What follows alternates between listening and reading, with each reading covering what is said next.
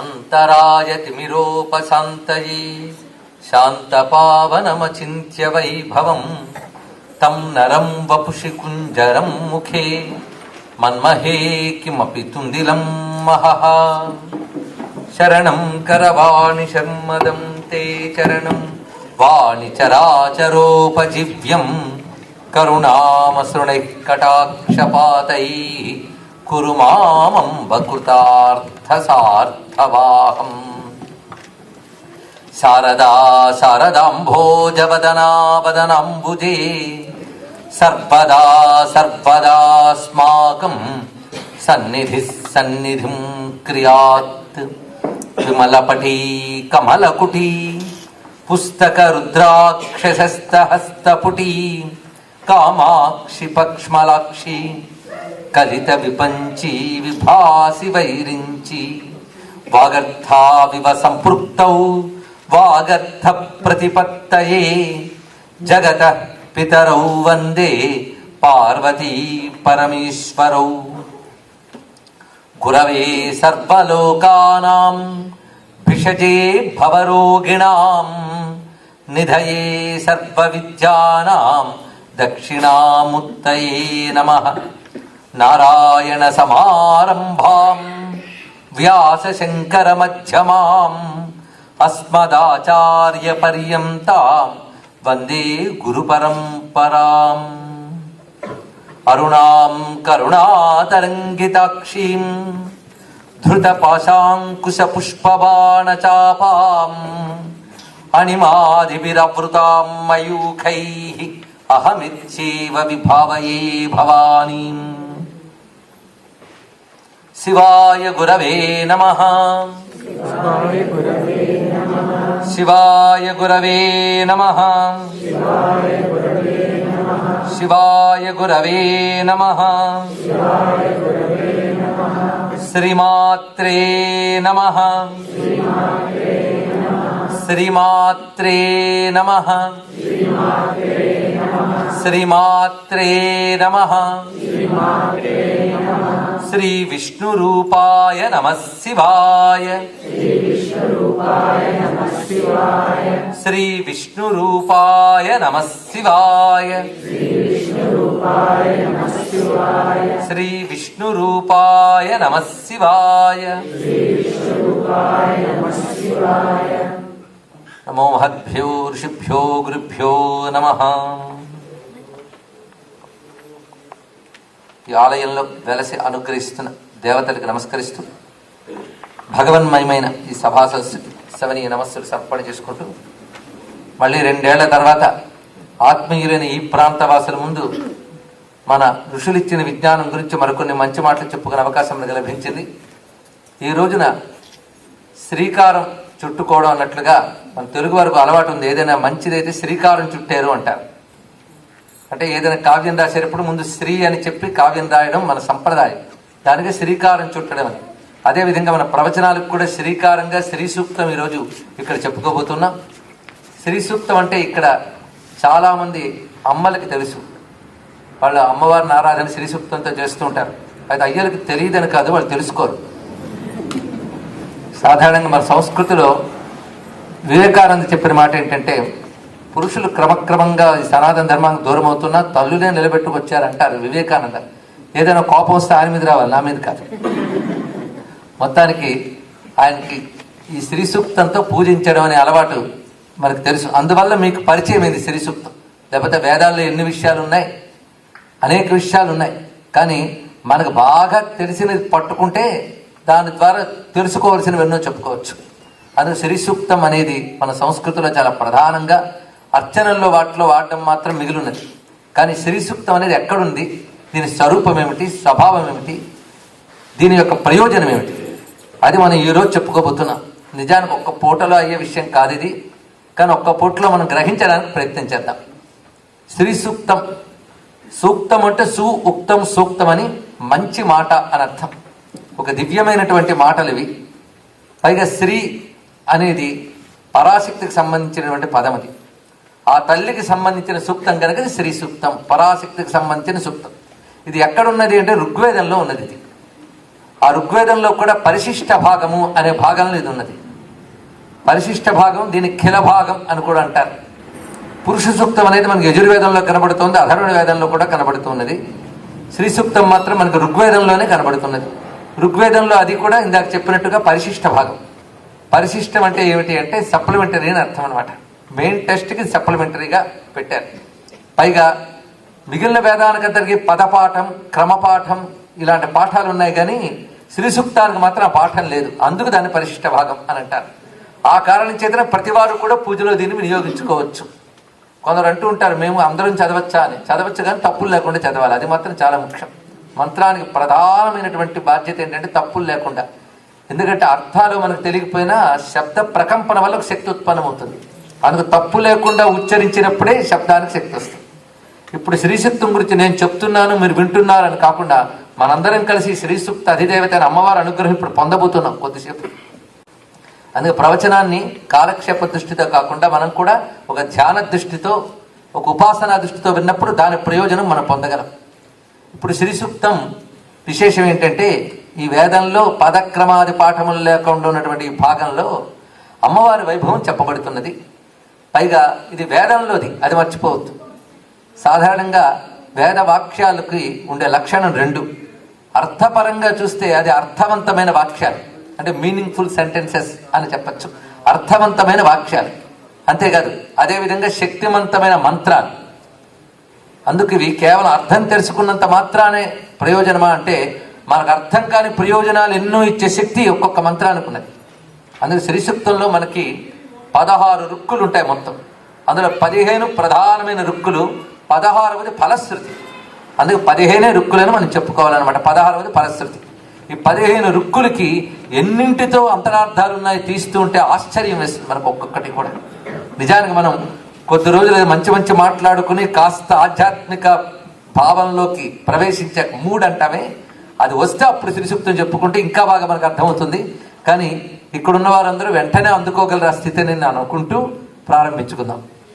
ఇందులో విశేషం ఏంటంటే, ఒక్కొక్క వాక్యంలో దానికి అర్థవంతమైనటువంటి భావన మాత్రమే కాకుండా శక్తివంతమైన మంత్ర ప్రభావం చాలా ఉన్నది. అందుకే మంత్రములు, మంత్రానికి వాక్యానికి తేడా ఏమిటంటే, శక్తివంతమైన శబ్దానికి మంత్రం అని పేరు, శక్తివంతమైన శబ్దానికి మంత్రం అని పేరు. అది మీనింగ్ఫుల్ సెంటెన్సెస్ మాత్రమే కాకుండా పవర్ఫుల్ సెంటెన్సెస్ ఒక్కటి కూడా. ఆ పవర్నే మంత్రం అంటారు, ఒక శబ్దంలో ఉన్న శక్తి. పైగా శ్రీ సూక్తం విశేషం ఏంటంటే, కేవలం 15 సూక్తములకు అక్కడ ఉన్న మాత్రమే కాకుండా దీనికి అనేక రకాల ప్రయోగాలు ఉన్నాయి. ప్రయోగాలు అంటే దాన్ని వాడి ప్రయోజనం పొందడానికి చేసే పద్ధతులు చాలా ఉన్నాయి. మనకు తెలిసి పూజలో 15 మంత్రాలు చదవడం మాత్రమే మనకు పరిచయం. ఇది కాకుండా కొన్ని గ్రంథాలు, పెద్ద పెద్ద ఉద్గ్రంథాలు ఉన్నాయి శ్రీ సూక్తం మీద ప్రత్యేకించి. ఇందులో 15 కలిపి ఒక మంత్రము, ఒక్కొక్కటి మళ్ళీ ఒక్కొక్క మంత్రం. ఏదో ఒక మంత్రం తీసుకుని అది ఎలా సాధన చేయాలో రాసే ప్రక్రియలు ఆశ్చర్యకరంగా ఉంటాయి మనకి. ఒక మంత్రం తీసుకుని ఫలానా ఒక చోట కూర్చొని కొన్ని లక్షలు జపం చేసినట్లయితే, అంటే రోజుకు కొంత చొప్పున్న 1 లక్ష జపం చేస్తూ ఆ జపం చేస్తున్నంతసేపు కొన్ని నియమాలు పాటించినట్లయితే దానికి ఒక ప్రయోజనం చెప్పారు. అలా ఒక్కొక్క దానికి ఒక్కొక్క ప్రయోజనం, ఒక్కొక్క మంత్రానికి అంత విశేషం. కొన్ని అనారోగ్యాలను తొలగించే మంత్రములు ఇందులో ఉన్నాయి, కొన్ని మనకి దారిద్ర్యాలను తొలగించే మంత్రములు, కొన్ని అనుకోని సమస్యల్ని పరిష్కరించే మంత్రములు, కొన్ని మనుష్యులతో ఉన్న సంబంధాల్లో ఏవైనా బాధలు కలిగితే అవి తొలగించే మంత్రములు, అన్నీ 15 ఉన్నాయి. మరొక పెద్ద రహస్యం, శ్రీ సూక్తం అంటే మనకు శ్రీతో సంబంధించిన మరికొన్ని శబ్దాలు కూడా గుర్తు రావాలి. శ్రీ విద్య, శ్రీ యంత్రం, ఇది కూడా విన్నారు కదా మీరు. శ్రీ విద్య, శ్రీ యంత్రం, దీన్ని శ్రీచక్రం అని అంటారు. ఇంకోటి శ్రీ సూక్తం. ఇప్పుడు శ్రీ విద్య, శ్రీ యంత్రం మీద పాశ్చాత్యులు కూడా చాలా పరిశోధనలు చేసి మొత్తం విశ్వ విజ్ఞాన శక్తి, విశ్వశక్తి రహస్యాలు ఆ శ్రీ యంత్రంలో దాగి ఉన్నాయని చెప్తూ ఉన్న విషయం అది. అయితే శ్రీ సూక్తానికి ఆ శ్రీ విద్యతో ఏమైనా సంబంధం ఉందా అది కూడా తెలుసుకోవాలి. శ్రీ సూక్తము శ్రీ విద్య ఒకటే స్వరూపము. ఇక్కడ శ్రీ విద్యోపాసకులు ఎవరైనా ఉండవచ్చు, ఎందుకంటే విదేశాల్లో కూడా చాలా మంది శ్రీ విద్యోపాసకులు పాశ్చాత్యులు ఉన్నప్పుడు ఇంకా మన వారు లేరని చెప్పలేం కదా, అనేక మంది ఉన్నారు. ఆ మధ్య రమణాశ్రమంలో ఒక పాశ్చాత్యుడు వచ్చి లలితా శాస్త్రం కళ్ళు మూసుకుని పుస్తకాపేక్ష లేకుండా ఒక్క అక్షరం కూడా తప్పు లేకుండా చదువుతూ ఉంటే చూసి ఆ మహాత్ముడికి నమస్కారం నేను చేసుకున్నాను. అందుకే భక్తికి భారతదేశంలో పుట్టేవాడు మాత్రమే పనికొస్తాడని చెప్పడానికి లేదు, భక్తుని వాడు ఎవడైనా పనికొస్తాడు. అయితే ఈ శ్రీ సూక్తంకి ఆ శ్రీ విద్యకి చాలా విశేషాలు ఉన్నాయి. అవేమిటో కూడా ఇవాళ నేను చెప్పడానికి నా ప్రయత్నం నేను చేస్తాను. మీరు చదువుతున్న లలితా సహస్రనామాలు వీటికి శ్రీ సూక్తానికి కూడా సంబంధం ఉన్నది పూర్తిగా. ఎందుకంటే లలితా సహస్రం శ్రీ విద్య స్వరూపమే కదా. శ్రీ విద్యలో మంత్రం, ప్రధాన మంత్రం పంచదశి. ఆ మంత్రం ఏమిటి అంటే, మంత్రం మాత్రం ఎప్పుడు గురుముఖత ఉపదేశం పొందవలసిందే. మూల మంత్రాన్ని ఆ సభల్లో చెప్పరు, కానీ 15 మంత్రాలు ఉంటాయి, 15 అక్షరాలు. దాన్ని పంచదశి అని అంటారు. ఆ పంచదశి స్వరూపమైనటువంటి అంటే 15 అక్షరాలే దానిలో మంత్రాలు ఉంటాయి. ఆ 15 అక్షరాలు అవి అయితే 15 సూక్తములు, 15 రుక్కులు. ఆ 15 రుక్కులకి ఆ 15 అక్షరాలకి సంబంధం ఉన్నది. అంతేకాదు మరొక పెద్ద విద్యా రహస్యం ఏంటంటే, మన నిత్యా పరాక్రమాటోప నిరీక్షణ సంత్సుక అని చదువుతాం. నిత్యా షోడశిక రూప అని. నిత్యా షోడశిక అంటే మొత్తం మనకి పాడ్యము నుంచి పూర్ణిమ వరకు చంద్రకళలు 15 వస్తాయి. మళ్ళీ పూర్ణిమ తర్వాత మళ్ళీ 15 వస్తాయి. అందులో ఒక్కొక్క తిథికి ఒక్కొక్క అధిదేవతగా చెప్తూ మొత్తం 15 నిత్యాదేవతలు ఉంటారు. వీరి శ్రీచక్రంలో బిందు స్థానంలో అమ్మవారు చుట్టూ కూర్చుంటారు 15 మంది. అమ్మవారు 16 మంది, కలిపితే 16 అయ్యాయి. అంటే 15 విడివిడిగా 15 మొత్తం కలిపి ఒక శక్తిగా చూస్తే 16. ఆ శక్తి లలితా మహాత్రిపుర సుందరి. మిగిలిన 15 ఆ తల్లి నుంచి వచ్చినటువంటి అతిథి నిత్యా దేవతలు, వీళ్ళు చంద్రకళాధిదేవతలు. అంటే ఒక నెలలో ఈ దేవతలు వస్తూనే ఉంటారు అందరికీ. ఆ తిథి నిత్యా దేవతల అనుగ్రహం ఎవరికి ఉంటుందో వాళ్ళకి అన్ని కాలాలు కలిసి వస్తాయి. ఎందుకంటే కాలస్వరూపం అంతే కదా. మరొక విశేష రహస్యం ఏమిటి అంటే, అందులో కనబడుతున్నది చంద్రమా మనసో జాత అని, చంద్రుడికి మనస్సుకు అనుబంధం ఉన్నది అని మనకి వేదశాస్త్రం చెప్తున్న విషయం. అలాగే చంద్రుడిలో ఎలాగైతే కళలు మార్పులు మనకు కనబడుతుంటాయో, పాఠ్యము నుంచి క్రమంగా వృద్ధి కళలు,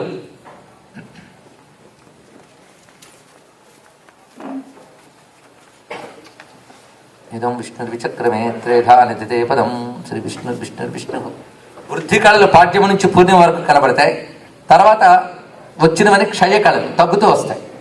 మనస్సుకి చంద్రుడికి చాలా అనుబంధం చెప్పారు. అలాగైతే చంద్రుడిలో వృద్ధులు క్షయములు జరుగుతుంటాయో, మనస్సు కూడా ఒక్కొక్కప్పుడు పరిపూర్ణ ఆనంద కళలతో ఉంటుంది, ఒకప్పుడు క్షీణిస్తూ ఉంటుంది. అయితే ఈ కళలు 15 మనస్సులో మారుతున్నా మారని కళ ఉంటుంది మనలో. అది మారిపోతే మనం ఉండం. అదే మనలో ఆత్మ చైతన్యం అని చెప్పబడితే అది 16. అది అంటూ ఉంటేనే ఈ 15 అంటూ ఉంటాయట. ఈ 15కి మూలమైంది ఆ 16. ఈవెనే షోడశి అని అమ్మవారిని చెప్తారు. కానీ ఈ 15 కళల్లోని ఆ 16వ కళ యొక్క అమ్మవారి స్వరూపాన్ని చూడగలిగితే మన మనస్సుకు కూడా ఆనందం ఇవన్నీ లభిస్తాయి. అందుకు ఆ శ్రీ విద్యాధిదేవత అయిన అమ్మవారి యొక్క స్వరూపమే ఇందులో చెప్పబడుతుంది. సాధారణంగా శ్రీ సూక్తం అంటే ప్రతి వాళ్ళకి మామూలుగా అనిపించేది అంటే లక్ష్మీదేవికి సంబంధించిన మంత్రం, అంతే కదా. కానీ శ్రీ అనే మాట లక్ష్మికి, దుర్గకి, గౌరికి కూడా వాడతారు. అది ప్రధానమైన విషయం. అంటే శ్రీ అంటే పరాశక్తి. ఒక్క పరాశక్తే 3 రూపములతో వ్యవహరింపబడుతున్నది. ఎందుకంటే ఇన్ని రూపాలు అని మనం ప్రశ్నించడానికి లేదు.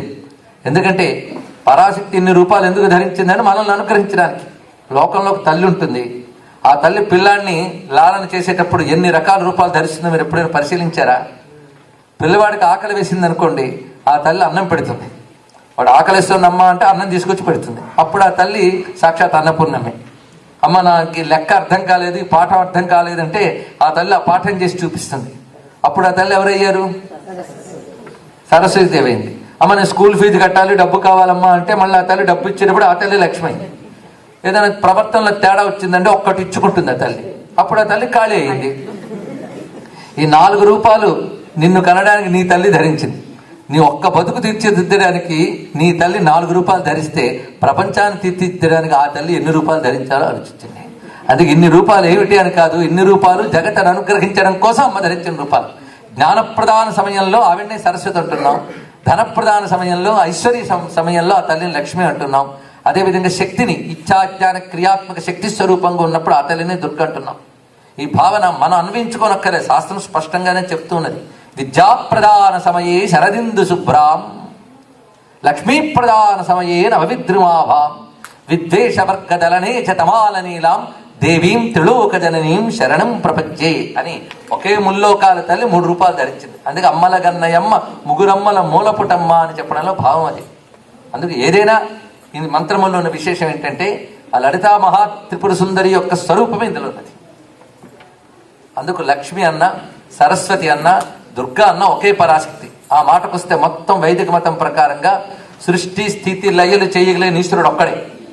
ఆయన శక్తి ఒకటి ఉన్నది. అప్పుడు ఈశ్వరుడు ఆయన శక్తి వచ్చింది. ఆ శక్తిని అమ్మన్నారు. ఆ శక్తి ఎవరిదో ఆయన అయ్యా అన్నాం. అందుకే ఈశ్వరుడు ఈశ్వర శక్తి.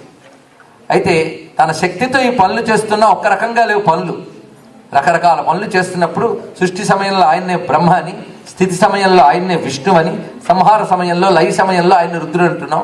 ఎప్పుడైతే ఆయన మూడయ్యాడు ఆయన శక్తి కూడా మూడయ్యింది. అందుకు ఆ ముగురమ్మల శక్తుల్ని మనం స్త్రీ అనే అనాలి. అందుకు ముగురమ్మల అనుగ్రహం కలిగించే సూక్తమే. ఆ కారణం చేతను మీరు గమనించారో లేదో, అమ్మవారు ఏ పూజ చేసినా శ్రీ సూక్తం చేస్తారు. పరిశీలించారా? మనం తర్వాత లక్ష్మికి స్త్రీ అని, పురుష సూక్తం అంటే విష్ణువుదని అనుకుంటున్నాం, కానీ రుద్రాభిషేకం చేసినప్పుడు పురుష సూక్తం కూడా చేస్తారు, తెలుసు కదా. అంటే అర్థం ఏంటి? ఒకే పరమేశ్వరుణ్ణి మనం దర్శిస్తున్నాం, ఆ పరమేశ్వర శక్తిని స్త్రీ అంటున్నాం. అది లలితా భక్తులకు ఆవిడే లలిత, లక్ష్మి కావాలన్నప్పుడు ఆ తల్లే లక్ష్మి, సరస్వతి కావాలన్నా ఆ తల్లే సరస్వతి. మొత్తానికి స్త్రీ సూక్తం. ఇప్పుడు స్త్రీ శబ్దానికి అర్థం చెప్పుకుని తర్వాత సూక్తం గురించి చెప్పుకుందాం. లలిత శారదా లక్ష్మీ ఏకైవ భగవత్యుమా అని దేవి పురాణంలో వాక్యం. లలిత శారద లక్ష్మీ ఏకైవ, మూడు ఒకటే అని చెప్తూ, హిరణ్యరేతస్య శంభో శక్తి ప్రోక్త హిరణ్మయి ధనార్థిభిరుపాశైషా జాతవేది సర్వదా అని కాళికా పురాణం అనే పురాణంలో మాట చెప్తున్నారు. ఈ తల్లి హిరణ్మయీ శక్తి, ఈశ్వరుని యొక్క తేజోమయమైన శక్తి. ఈ తల్లిని ఆరాధించిన వారికి ఐశ్వర్యములు కలుగుతున్నాయి అంటూ అక్కడ హిరణ్మయి అనే మాట వేయడంలో శ్రీ సూక్తాధిదేవత అని ప్రధానంగా చూపిస్తున్నారు. ఇప్పుడు శ్రీ శబ్దానికి అర్థం చూద్దాం. మీరు లలితా సహస్రం మొదటి 3 నామాలు చూడండి. శ్రీమాత, శ్రీ మహారాజ్ఞి, శ్రీవత్ సింహాసనేశ్వరి, 3 స్త్రీలే. అంటే స్త్రీ ఒక్కటే. మాత, మహారాజ్ఞి, సింహాసనేశ్వరి మారి. మాత అంటే సృష్టికారిణి గనక తల్లి, మహారాణి అంటే పాలనకర్తరి, సింహాసనేశ్వరి అంటే సర్వమును లయం చేసేది, సృష్టి స్థితి లయ, ఈ 3 చేసేది స్త్రీ. అనే మాత, మహారాజ్ఞి, సింహాసనేశ్వరి మారింది కానీ స్త్రీ మారలేదు. చూడండి, ఒకే స్త్రీ 3 పనులు చేస్తుంది. ఆ స్త్రీని ఇందులో చూపిస్తున్నారు శ్రీ సూక్తం. ఇప్పుడు స్త్రీ అంటే ఏమిటి? కొంతమంది పేర్ల ముందు స్త్రీ పెట్టకపోతే వాళ్ళ కోపం కూడా వస్తూ ఉంటుంది పాపం. కానీ స్త్రీ అంటే అర్థం ఏమిటి ఇది తెలుసుకోవాలి. స్త్రీ అనే మాటకి ఇందాక చెప్పినట్టుగా శబ్దార్థము, మంత్రార్థము 2 తీసుకోవాలి. ఎప్పుడైనా ఒక నామానికి కానీ మంత్రానికి కానీ 2 రకాల శక్తులు ఉంటాయి. ఈ ఇంట్రడక్షన్ ఇది ముఖ్యం. దీంతో మీరు సిరుత్తం చూడండి. ఒక స్తోత్రానికి కానీ, నామానికి కానీ, మంత్రానికి కానీ 2 రకాల శక్తులు ఉంటాయి. ఒకటి అర్థశక్తి, ఇంకొకటి శబ్దశక్తి. అర్థశక్తి అంటే మీనింగ్. అది మనం కేవలం దాని యొక్క మీనింగ్ తెలుసుకుంటే ఆ అర్థంలో ఒక శక్తి ఉంటుంది. అందుకు ఆ శక్తి పొందడానికి అర్థం చెప్పుకోవడం. రెండవది శబ్దశక్తి. శబ్దశక్తి అంటే ఆ శబ్దం పలికేటప్పుడు వచ్చిన వైబ్రేషన్, ప్రకంపన, అందులో ఒక శక్తి దాగుంటుందట. ఇంకా ఈ శక్తి కొంతైనా, అర్థశక్తి కొంతైనా చెప్పగలం, కానీ ఆ శక్తిని మనం చెప్పలేం, అనుభవించవచ్చు. దాని ప్రభావం కూడా మనకు లభిస్తుంది. అందుకే మంత్రాలకి, వాక్యాలకి అంత తేలిగ్గా అర్థాలు చెప్పలేం, చెప్పినా అర్థం చేసుకోలేం. ఎందుకంటే మనకు ఆ లెవెల్ ఎదగాలి కదా. ఋషి ఏ లెవెల్లో మంత్రం ఇస్తాడు, మనం ఏ లెవెల్లో రిసీవ్ చేసుకుంటున్నాం, ఇది గొప్పగా అప్పుడు ప్రతిసారి ఆలోచించాలి. ఇవి ఆలోచించకుండా కాలక్షేపానికి కూర్చుని దానిలో ఏముందండి మీనింగ్ అని అడిగితే దొరకదు అది. ఎందుకంటే ఋషి ఏ స్టేట్ ఆఫ్ మైండ్లో చెప్తున్నాడు, అతని లెవెల్ ఎక్కడికి వెళ్ళిపోయింది. ఆ స్థితిలో అంటే తపశ్శక్తి చేత వికసించిన ఒక అతీంద్రియ శక్తితో ఋషి ఆ దివ్య శబ్దాన్ని ఆవిష్కరిస్తాడు. అందులో ఉన్న భావాలు మన మానసిక స్థాయికి అర్థం కావు. ఎందుకంటే చిన్నప్పుడు మనకు కొన్ని పదాలు అర్థం కావు, పెద్దయ్యాక అర్థమయ్యాయి. ఇది శరీరం ఎదిగినప్పుడు వచ్చే బ్రెయిన్ మెచ్యూరిటీ వల్ల మనకు అర్థమైంది. మరి ఋషులు చెప్పింది అర్థం కావాలంటే ఇంకా మన స్థాయి తపస్సుతో, సాధనతో ఇంకా ఒక పక్వతకి రావాలి. రాలేనప్పుడు ఒక్కటి అనుకోవాలి, ఋషులు ఇచ్చారు కనుక ఇది చాలా శక్తివంతమైన గౌరవం ఉంటుంది. అది ఉంటే చాలా లభిస్తుంది. మరొక విశేషం ఏంటంటే ఈ శబ్దశక్తి, అర్థశక్తి కాకుండా మంత్రంలో వచ్చిన స్ఫోటము అంటే చైతన్యము, ఆ స్వరూపాన్ని దేవత అని అంటారు. మంత్ర చైతన్యానికి దేవత అని పేరు. కనుక ఎన్ని మంత్రాలు ఉంటే అన్ని దేవతలు ఉంటారు. అలాగే శ్రీ సూక్తంలో మంత్ర ఉచ్చారణలో ఉద్భవించే చైతన్యమే అమ్మవారి రూపము. అది తెలుసుకోవాల్సినది. అందుకు శ్రీ శబ్దానికి మనం ఇప్పుడు అర్థం చెప్పుకోవడానికి ప్రయత్నిద్దాం. ఇన్ని రకాల అర్థాలు ఉన్నాయంటూ. శ్రీ అంటే ప్రధానంగా నిఘంటు అర్థం. ముందు లిటరరీ మీనింగ్ తీసుకుంటే తేజస్సు, శోభ, కాంతి, కళ, వీటి శ్రీ అంటాం. ఒక తేజస్సు కానీ, ఒక అద్భుతమైన శోభ కానీ, ఒక గొప్పతనం కానీ ఏదైనా మనకు కనబడితే దానికి శ్రీ అని పేరండి. అందుకు ఒక్కొక్కరికి ఒక్కొక్క శ్రీ ఉంటుంది. సూర్యుడికి వెలుగు శ్రీ, ఆ వెలుగు వల్ల ఆయనకు గొప్ప గౌరవం. అదేవిధంగా నీటికి దాహం పోగొట్టగలిగే చల్లదనం, దానికి శ్రీ. అలాగే కంటికి చూపు శ్రీ, చెవికి వినికిడి శ్రీ. అంటే దేని చైతన్యం దానికి శ్రీ. ఆ చైతన్యం తీసేస్తే దేనికి పనికిరాదు. కంటికి అందం ఏదయ్యా, స్త్రీ ఏదయ్యా అంటే అందాల కళ్ళజోడు కాదండి. గుడ్డి కళ్ళకి కళ్ళజోడి పెట్టి ఎంత అందంగా ఉందంటే లాభం లేదు. కంటికి ఐశ్వర్యం ఏంటి? చూపే కదా. అలా ఒక్కొక్క దానికి దాని ఐశ్వర్యం, దాని శక్తి దానికి ఐశ్వర్యం. అది లేనప్పుడు స్వాభావికంగా ఉంటుంది. ఈ స్త్రీని ఎవరూ తయారు చేయలేరు, గుర్తుపెట్టుకోండి. భగవంతుడు ఉన్నాడా లేదా అనే ప్రశ్న ఆయన ఇచ్చిన గొంతుతో అడుగుతున్నాం. అది తెలుసుకోవాల్సింది. ఇది మనం తయారు చేసుకోవాలి. అలాగే ఈ స్త్రీ అనేది ప్రతిదానికి స్వాభావికంగా ఉండేటువంటి ఒక తేజస్సు. అది ప్రపంచంలో అన్నిటికీ ఇచ్చింది ఆ తల్లి. ఎవరు ఈ తేజస్సుగా శోభగా ఉన్నారో ఈ మొత్తం ప్రపంచంలో అన్నిటికీ చైతన్య రూపంగా వ్యాపించిపోయిన స్వరూపానికి శ్రీ అని పేరు. కనుక శ్రీ అనగా చైతన్య స్వరూపము. ఇది ప్రధానంగా తెలుసుకోవాల్సిన ఒక అర్థం. ముందుగా కాంతి శోభ చెప్పుకున్న ఇది. ఇటువంటి స్త్రీకి మరొక విశేషం, మనకు నిఘంటువులు మంత్రశాస్త్రాలు చాలా అర్థాలు చెప్తున్నాయి. శబ్దశక్తి పరంగా చూడండి, శ్రీ అనే మాటలు ఏమొస్తుందో. షకారము, రకారము, ఈకారము 3 ఉన్నాయి. మనకు మంత్రశాస్త్రంలో ఒక్కొక్క అక్షరానికి ఒక్కొక్క శక్తిని చూపిస్తారు. షా అనేది ఈశ్వరుని తెలియజేస్తుంది, రకారం అగ్నిని తెలియజేస్తుంది, ఈకారం శక్తిని తెలియజేస్తుంది. షా రా ఈ అంటే ఈశ్వరుని యొక్క తేజోమయమైన శక్తి. రా అంటే తేజస్సు, ఈ అంటే శక్తి, షా అంటే ఈశ్వరుడు. ఈశ్వరుని యొక్క తేజోమయమైన శక్తి శ్రీట. ఎందుకంటే అదే కావలసింది కదా. ప్రపంచంలో దేని స్వాభావికమైన శక్తి దాని స్త్రీ అన్నప్పుడు అది కావాలని మనం అందరం కూడా తాపత్రయపడతాం. ఆ శక్తి లేనప్పుడు జగత్తంతా మృతప్రాయం.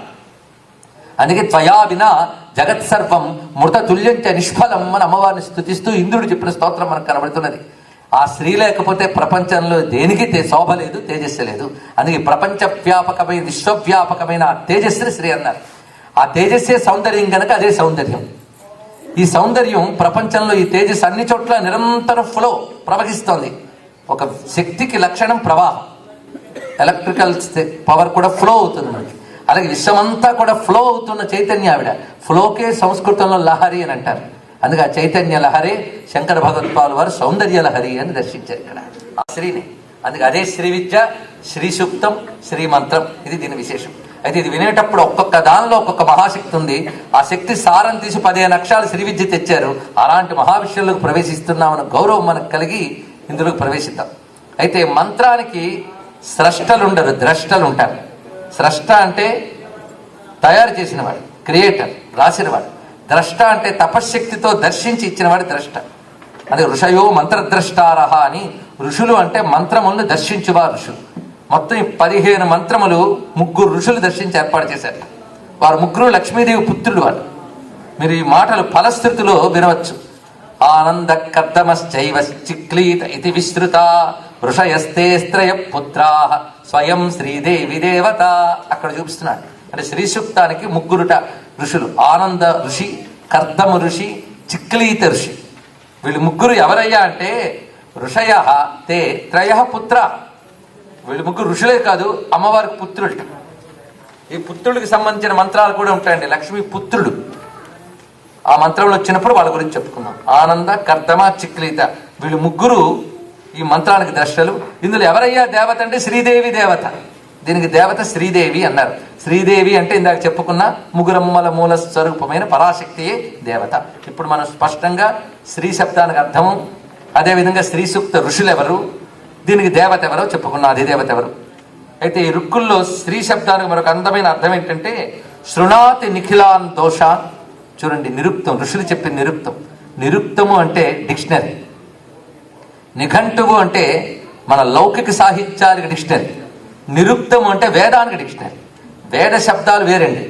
వేద శబ్దాన్ని లిటరరీ వర్డ్స్గా తీయరాదు. దాని వ్యుత్పత్తి వేరు, దాని యొక్క వ్యాకరణం వేరు.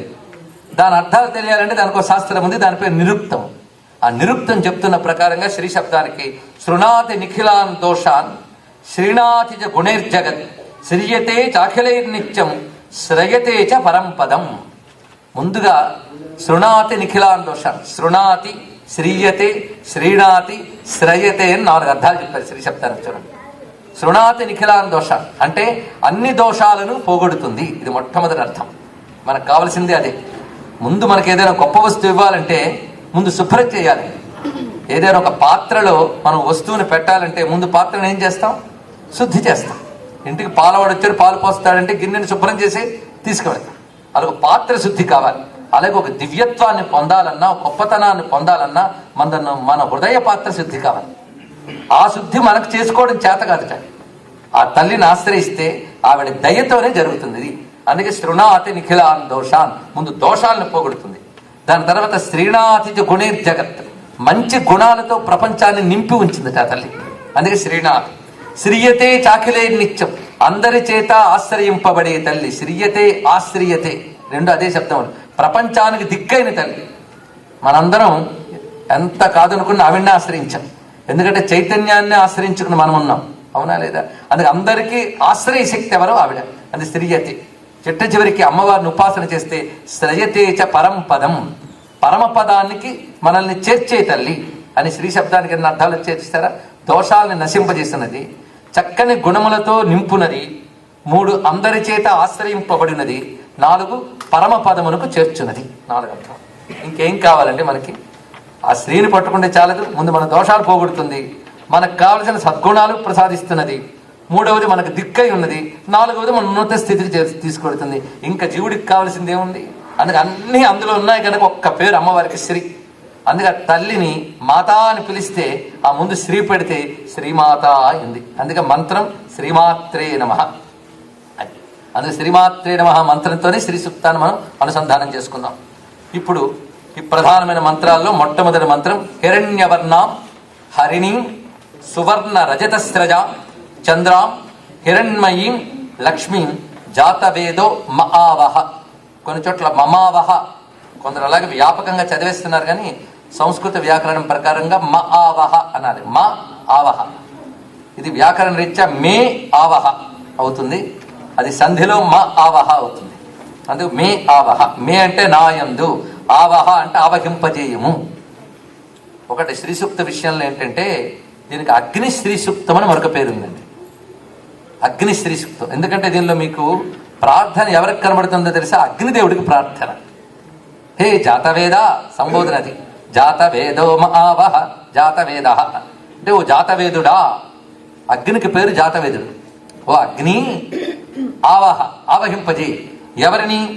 లక్ష్మీం ఆవహ, లక్ష్మీదేవిని ఆవహింపజేయు. ఆవహించడం అంటే మన లోపలికి ప్రవేశించాలి లక్ష్మి. ఆ తల్లి ప్రవేశిస్తేనే మనం రాణించగలం. ఆ తల్లి ప్రవేశించకపోతే అసలు రాణింపు లేదుట. అందుకే ఆ తల్లి చూపు ఎవరి మీద పడుతుందో వాళ్ళు ధన్యులవుతారు అని మనకి పురాణములు కూడా చెప్తున్నది. అసలు లక్ష్మి అంటేనే చూపుల శక్తి. లక్ష్యతే ఇది లక్ష్మి. ఆవిడ చూస్తే చాలా శక్తి వస్తుంది. కొందరు చూస్తామండి అంటే లాభం లేదు, ఎప్పుడో జరుగుతుందని అర్థం, జరుగుతుందో లేదో కూడా తెలియదు. చూస్తామంటే లాభం లేదు, ఆవిడ చూస్తే జరిగినట్లే. ఆవిడ పది లక్ష్యతే దృశ్యతే ఇది లక్ష్మి అని చూస్తుందిట. చూడటం అంటే ఒక దీపం చూసిందంటే దీపం వెలిగితే మొత్తం వెలుగు వస్తుంది. అలాగే అమ్మ కళ్ళు తెరిచిందా ఈ ప్రపంచం అన్ని పనులు జరుగుతాయి. అందుకే ఉన్మేష నిమిషోత్పన్న విపన్న భువనావళికి, తన కళ్ళు తెరిచి కళ్ళు మూసే లోపల సృష్టి స్థితిలో చేస్తున్న తల్లి కనుక లక్ష్మి అని ఆ తల్లికి ఆ కనుల చూపుల శక్తి అంత గొప్పది. ఆ తల్లి చూపు పడితే దేవతలు కూడా సంపన్నులయ్యారట. అందుకు ఆ తల్లికి లక్ష్మి. అటువంటి తల్లిని ఆవహ నా యందు ఆవహింపజేయు అంటే శక్తి నాలో ప్రవేశించాలి అని ఎవరిని అడుగుతున్నారు? అగ్నిదేవుని అడుగుతున్నారు. అందుకే ఎవరయ్యా దీనికి దేవతలు అంటే శ్రీరగ్నిదేవతవు అని అన్నారు. లక్ష్మీదేవి అగ్నిదేవుడు ఇద్దరు దేవత అంట. అంటే ఇక్కడ తెలుసుకోవాల్సింది ఏంటంటే యజ్ఞాగ్ని రగిల్చి ఆ యజ్ఞం చేసి అగ్నిదేవతను ప్రార్థిస్తూ లక్ష్మీదేవిని నాకు ఆవహింపజేయని అడుగుతున్నారు. అది దీని యొక్క భావం. మొత్తం ఈ సూక్తం అంతా అగ్నిదేవుడిని అడుగుతున్నారు. అయితే ఇప్పుడు మన అగ్ని లేదు కదా, మరి ఎలాగో అంటే ఎప్పుడైనా వేద మంత్రాలకు 3 రకాల అర్థాలు ఉంటాయి తెలుసుకోండి ఇక్కడ. అందుకే వేద మంత్రానికి త్రయి అని పేరు. అందుకే దాని లిటరేచర్ వేరు. త్రయి ఒకటి అధియజ్ఞము, ఇంకొకటి అధిదైవము, 3వది అధ్యాత్మము అని 3 చెప్పబడుతుంటాయి. 3 రకాల అర్థాలు తీసుకోవాలి. అధిదైవ, అధియజ్ఞ, అధ్యాత్మ. అధియజ్ఞం అంటే యజ్ఞాన్ని బేస్ చేసుకుని, అధిదైవం అంటే దేవతల ప్రకారంగా, అధ్యాత్మం అంటే అది మళ్ళీ నీలో ఉన్న శక్తి వైపు అన్వయిస్తుంది. 3 రకాల అర్థాలు చెప్పాలి. 3 రకాల అర్థాలు వేదానికి ఉంటాయి కనుక వేదానికి త్రయి అని పేరు వచ్చింది. ఇది తెలుసుకోవాలి. అలా నేను ఒక్కొక్క దానికి అర్థం చెప్పానంటే కొన్ని రోజులు హాయిగా పడుతుంది, కానీ నేను సంపూర్ణంగా దానిలో భావం ఉన్నదని చెప్పడం. కానీ ఆ అర్థాలు తెలియడం కూడా కష్టం. ఎందుకంటే మనకి ఇప్పుడు వాడుకలు ఆ సైన్స్ చాలా కోల్పోయాం మనం. పైగా ఇక్కడైతే వినడం కూడా అరుదే. అందుకే ఇంకా పట్టుకోవడం మహా క్లిష్టంగా ఉంటుంది. అనుభవం తక్కువ ఉండటంతో అర్థం ఇంకా దూరం అవుతూ ఉంటుంది. అందుకు దీనికి చాలా నిత్య శోధన చేసే వాళ్ళకి, నిత్య సాధన చేసే వాళ్ళకి సరిపడదు. ఎందుకంటే శ్రీ సూక్తం ఒక మహామంత్ర సాధన చేస్తున్న కొద్దీ ఫలితాలు ఇస్తుంది. అందుకే నేను ఫలశ్రుతులు కూడా చెప్తుంటా, ఒక్కొక్క మంత్రానికి ఏమిటి ప్రయోజనం కూడా చెప్పాలని. మనకు ఉపయోగకరంగా ఎంత మేరకు తెలుసుకోగలమో అంతవరకు తెలుసుకుంటూ ఋషులు ఎంత అద్భుతంగా ఆలోచించారో కూడా చెప్తున్నారు. ఇక్కడ అగ్నిని ఎందుకు అడిగారు? లక్ష్మీదేవిని డైరెక్ట్గా అడగచ్చు కదా అంటే, ఏది అడగాలన్నా అగ్ని ద్వారానే అడగాలని మన పెద్దవాళ్ళు చెప్పారు. అగ్నిముఖావే దేవా అని. మనకి ఇంద్రియాలకి ఏ ఇంద్రియానికి శక్తి కావాలన్నా మనం నోటి ద్వారానే పుచ్చుకుంటాం. ఔషధం కానీ తర్వాత అన్నం కానీ అంతే కదండి. కాలికి నొప్పి వచ్చినా నోటికి మందు వేయాల్సింది. కాలికి నొప్పి వచ్చిన కాలికి మందు వేయం కదా, కాలికి నొప్పి వచ్చినా నోటికి మందు వేస్తాం. కానీ ఏ ఇంద్రియానికి శక్తి కావాలన్నా అగ్ని ద్వారానే ఎలా పొందుతున్నామో, ఏ దేవత అనుగ్రహం కావాలన్నా అగ్ని ద్వారానే పొందాలని మన నియమం. అందుకే అగ్నిముఖావీ దేవా, అగ్ని ద్వారానే దేవతలను ఆనందింపజేయాలి. అందుకే మీరు అగ్నిహోత్రం తగిల్చి ఇంద్రాయ స్వాహ అన్న అదే అగ్నిహోత్రం, వరుణాయ స్వాహ అన్న అదే రుద్రాయ స్వాహ అని. అంటే దేవతలందరికీ అది నోరు అనమాట. అంటే మనం ఒక్కసారి మన వేదం ఎలా భావిస్తుందో చూడండి. పరమేశ్వరుడు అంతా కలిపి ఒక స్వరూపంగా తీసుకుంటే ఒక్కొక్క దేవత ఒక్కొక్క ఇంద్రియం. మనకు రకరకాల ఇంద్రియాలు ఉన్నట్లే ఒకే ఈశ్వరుడికి రకరకాల శక్తులు. ఆ భావన అదే విశ్వరూప భావనలో మనకు చూపిస్తున్నారు. ఎంత అద్భుతమైన భావనలో ఆలోచిస్తే. అందుకే అనేక దేవతలు ఒకే ఈశ్వరుని స్వరూపాల్లో మనం చెప్తాం ఈశ్వర శక్తులు. ఎందుకంటే నా చెయ్యి శక్తి నాదే, నా కంటి శక్తి నాదే, కానీ చూసే శక్తి కంటికి లేదు, చూసే శక్తి చేతికి లేదు, పట్టే శక్తి కంటికి లేదు. దేని శక్తి దానిదే. అన్నీ నావే అయినా నేను ఇష్టానుసారం వాడుకోనేనికి లేదండి. అంతే కదా. నాదే కదా అని చెవితో చూస్తానంటే అవుతుందా? నాదే కదా అని కన్నుతో వింటానంటే అవుతుందా? కానీ నేనే నా కంటితో వింటున్నా, నా చెవితో చూస్తున్నాను, నేను చూస్తున్నాను, నేను వింటున్నాను, నేను నడుస్తున్నాను, నేను మారలేదు. చూస్తున్నాను, వింటున్నాను, నడుస్తున్నాను మారింది. అంటే శక్తులన్నీ దేనికవే వేరు. అలాగే మనకి అగ్ని, వరుణుడు, యముడు, రకరకాల దేవతలందరూ కూడా ఒకే ఈశ్వరుడికి రకరకాల శక్తులు. ఆ శక్తులన్నిట్లో పనిచేస్తున్న ఒక శక్తి అమ్మవారు, ఆ ఈశ్వరుడు అయ్యేవారు. ఇది తెలుసుకోగలిగితే ఆ తల్లి సూర్యుని యందు, చంద్రుని యందు అన్నింటిలోనే ఆ తల్లే ఉన్నది. అయితే ఆ మొత్తం పరుకున్న పరమేశ్వరుడికి అగ్నిముఖంట. ఇది మీరు విష్ణు శాస్త్రం ధ్యాన శ్లోకంలో మీరు చదువుతుంటే కనిపిస్తుంది. భూపాదౌ యశనాభి వియదచరణశ్చంద్ర సూర్యౌ చ నేత్రే కర్ణావాసాశిరోద్యౌ. చెప్పండి, నాకు ఉత్సాహం కోసం చెప్పమంటున్నాను. మీరు చదువుతున్నారని నాకు మరింత ఉత్సాహం. ముఖమపి దహనం ఉంది కదా, ముఖమపి దహన, అది అనమాట అగ్నిముఖావి దేహ. కానీ అందరూ అగ్నిముఖమే. అందుకే దేవతల్ని అగ్నిముఖం ద్వారా ప్రార్థన చేస్తారు. అందుకే అగ్నిదేవుణ్ణే అడుగుతున్నారు. ఇది ఒక అర్థం అండి. ఇది ఇందాక చెప్పినట్టు యజ్ఞపరంగా అర్థం. ఇప్పుడు ఈ జాతవేదకి మీరు లలితా సహస్రనామాల్లో మొదటి వాక్యాలకి రండి. శ్రీమాతా శ్రీ మహారాజ్ఞి శ్రీమత్ సింహాసనేశ్వరి అక్కడ చిదగ్నికుండ సంభూత అక్కడ ఉందనమాట. అక్కడ అగ్నికుండమే. ఇది అగ్నిదేవత. ఇది తెలుసుకోవాలి. చిదగ్నికుండ సంభూత. మామూలుగా యజ్ఞపరంగా చూస్తే అగ్ని ద్వారా దేవతలను ఆరాధించాలి.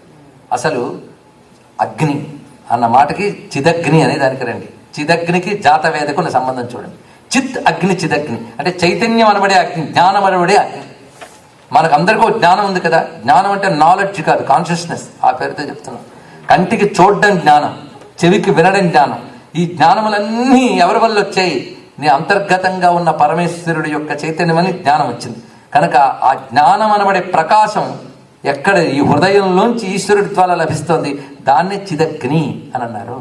అమ్మవారిని ఎక్కడ ధ్యానించాలి? ఆ చిదగ్ని కుండంలో నువ్వు ధ్యానిస్తే ఆ చిదగ్ని కుండంలో సాక్షాత్కరిస్తుంది ఆ పరాశక్తి. కానీ హృదయంలో ఉన్నటువంటి ఆ జ్ఞాన రూపమైన అగ్నిలోనే భగవత్ సాక్షాత్కారం. ఇది అసలు అగ్ని అండి. ఇక్కడ చూడలేక మనం బయట చూస్తున్నాం అంతే. కనుకనే అగ్ని మనకు మామూలుకునే ఫైర్, పంచభూతాల్లో ఒకటే యజ్ఞాగ్ని, ఇంకోటి సూర్య భగవానుడిలో ఉన్నటువంటి ప్రకాశం, మూడోది మనలో ఉన్న ప్రకాశం. 3 అగ్నులు వచ్చాయి అప్పుడు మీకు. యజ్ఞపరంగా ఇది సూర్యుడు, ఆయన అగ్నిస్వరూపుడు.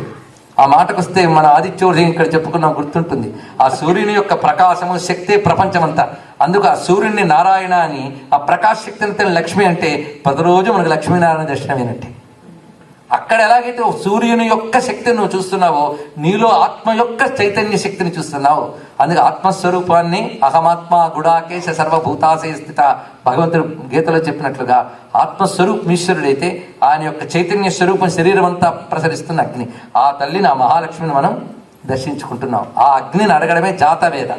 అయితే అగ్నికి ఎన్నో పేర్లు ఉంటే జాతవేద అని ఎందుకన్నారు? ఇక్కడ మీకు ఎప్పుడైనా మీకు తోస్తే ఒక పని చేయండి. అదేమిటంటే, ఒక విషయానికి ఎన్ని పేర్లు మన వాళ్ళు పెట్టారు, ఇది రీసెర్చ్ చేయొచ్చు. మరి ఒక వస్తువుకి ఇన్ని పేర్లు మరే సంస్కృతిలో కనబడవు నాకు తెలిసి.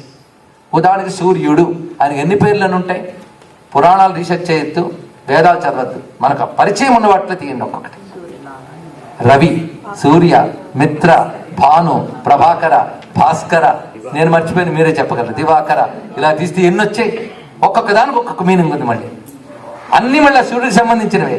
అంటే సూర్యుల్లో ఎన్నెన్ని రకాల విశేషాలు ఉన్నాయో అన్నిటి గుర్తుపెట్టుకోవడానికి ఒక్కొక్క నామం పెట్టారు. అది నామం ద్వారా భగవంతుడు తెలిసిపోయాడు. అలా అగ్నిభట్టానికి కూడా ఒక బోర్లు పేర్లు ఉన్నాయండి. అందులో ఒకటి జాతవేద, అది వాడారు ఇక్కడ. జాతవేద, జాతవేద అంటే వేదం అంటే జ్ఞానం, జాత జ్ఞానం, ప్రజ్ఞ అని అర్థం. మళ్ళీ ప్రజ్ఞ అని ఒకటి ఉంటుంది. ఆ ప్రజ్ఞ వల్లే మళ్ళీ తెలివితేటలు, శరీరం పనిచేయడాన్ని. ఈ ప్రజ్ఞ ఎవరి వలన కలిగిందో వాడు జాత ప్రజ్ఞ. ఆయన తెలుసుకోవాలంటే ఏం వాడాలి? ప్రజ్ఞే వాడాలి. ప్రజ్ఞ ఆయన వల్ల కలిగింది, ఆయన నువ్వు తెలుసుకోవాలన్నా ప్రజ్ఞ వల్ల తెలుసుకుంటున్నావు. కానీ ప్రజ్ఞ వల్ల కలిగేవాడు ప్రజ్ఞను కలిగించినవాడు జాత వేద. జాత అంటే బార్న్ అండి, అది అర్థం. వేదము నుంచి ఆయన బార్న్, వేదం ఆయన నుంచి బార్న్, అది చెప్పడం అనమాట. జాత వేద అనే దానికి అంత అందమైన మాట చెప్పారు. కనుక ప్రజ్ఞ ఎవరి వల్ల కలిగిందో, ఇప్పుడు సూర్యుడి వల్ల వెలుగు వచ్చింది. సూర్యుడిని మనం దేని ద్వారా తెలుసుకోగలం? వెలుగు ద్వారానే సూర్యుని తెలుసుకోగలం. అందుకని సూర్యుడి వైపు టార్చ్ లైట్ వేసి అదిగో చూడండి అని అంటారు ఎవడైనా. ఆయన వెలుగుతో ఆయనే తెలుసుకోగలం. కనుక ఆయన వల్లే ప్రజ్ఞ వస్తుంది. ఆ ప్రజ్ఞతో మళ్ళీ ఆయన తెలుసుకోగలం. అది జాత ప్రజ్ఞ అని. ఇది ఆధ్యాత్మిక అర్థం అండి. ఇది తెలుసుకోవాలి. ఎందుకంటే శ్రీ సూక్తం చదివితే డబ్బులు వస్తాయి, ఆరోగ్యం బాగుంటుంది అని నేను చెప్తే చాలా మందికి తృప్తిగా ఉంటుంది. కానీ మన ఋషులు అక్కడితో ఆగలేదు, దాని పై లెవెల్లో ఒకటి చెప్పారు. అందుకే నేను పై లెవెల్ కూడా చెప్తున్నాను. డబ్బు వచ్చింది, ఆరోగ్యం ఉంది, అన్నీ వచ్చాయి, తర్వాత తతక్యం, అది స్పష్టమే కాదు. తతక్యం తర్వాత తెలుసుకోవాల్సింది ఒకటి ఉంది. ఆ హై లెవెల్ స్పిరిచువల్, మన ఫిలాసఫీ, ఉపనిషత్, ఆ అర్థం తీసుకోవాలి. ఆ అర్థమే నేను చెప్తున్నాను. నీలో జాత ప్రజ్ఞ.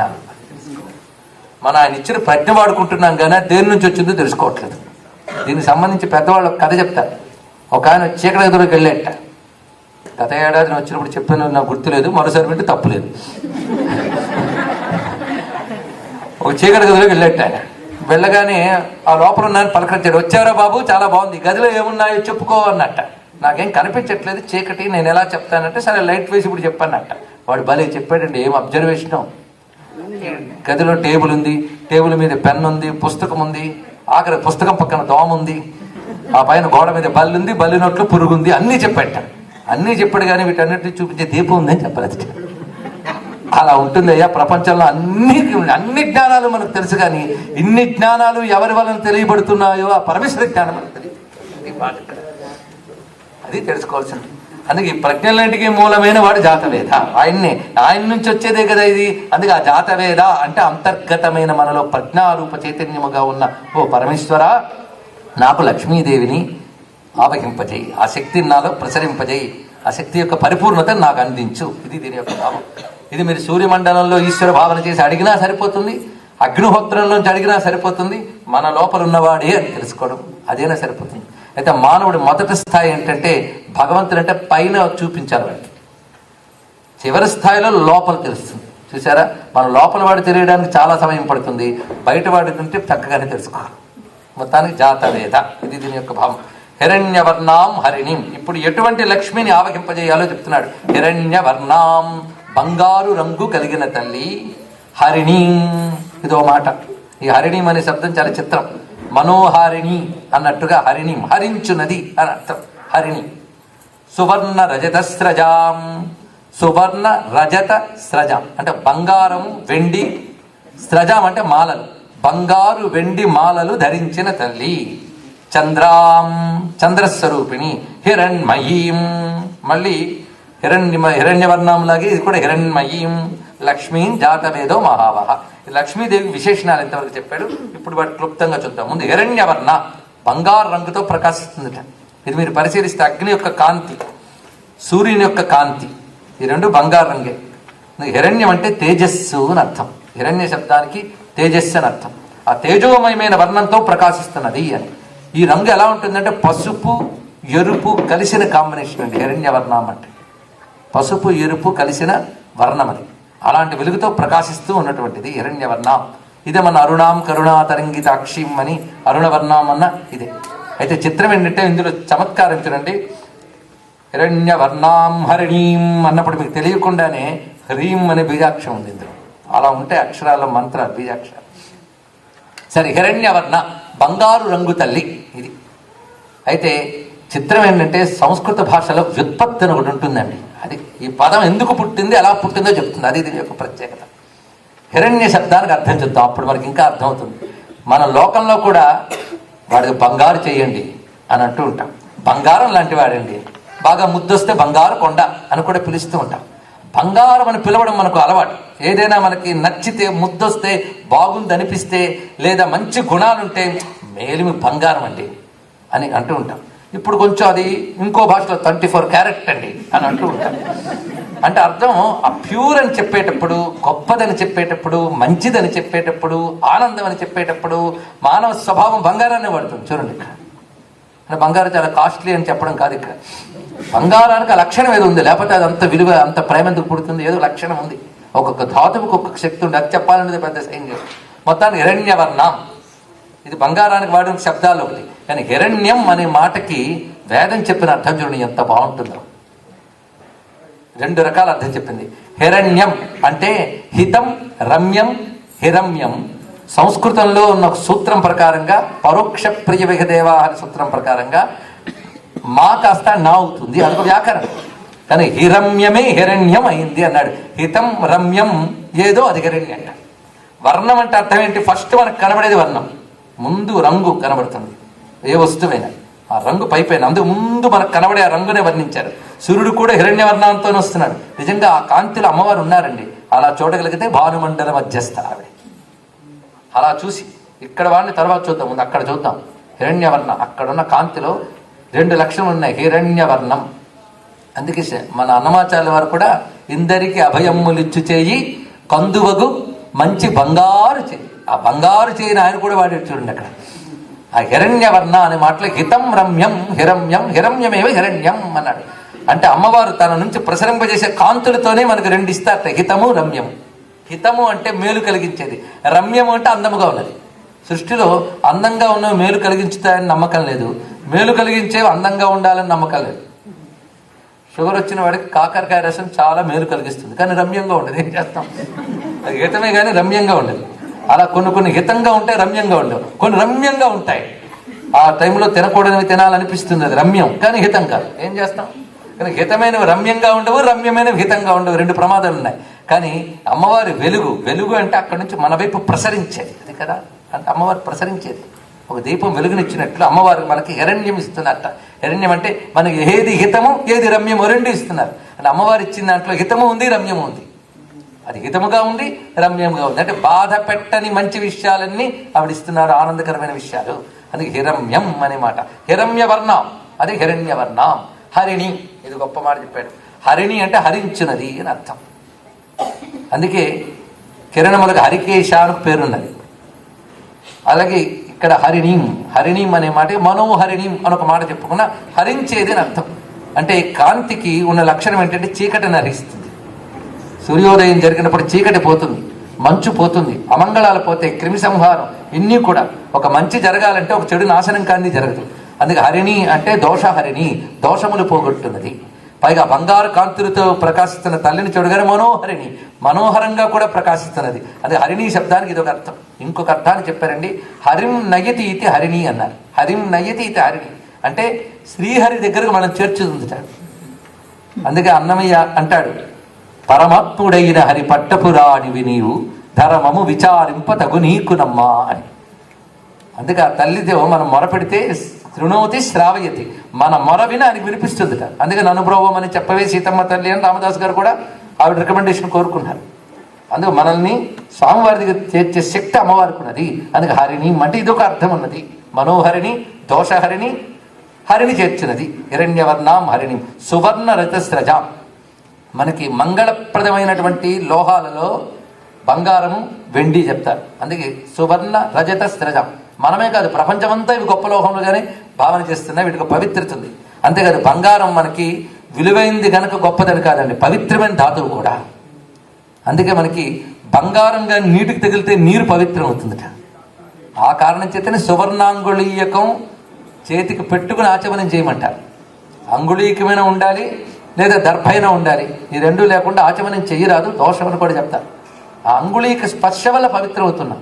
అందుకే సువర్ణాభరణ ధారణ శరీరాన్ని కూడా పవిత్రం చేయగలదు. ఆ ధాతువుకి, ఆ కాంతికి, ఆ దేవతకి ఏదో అనుబంధం ఉన్నది.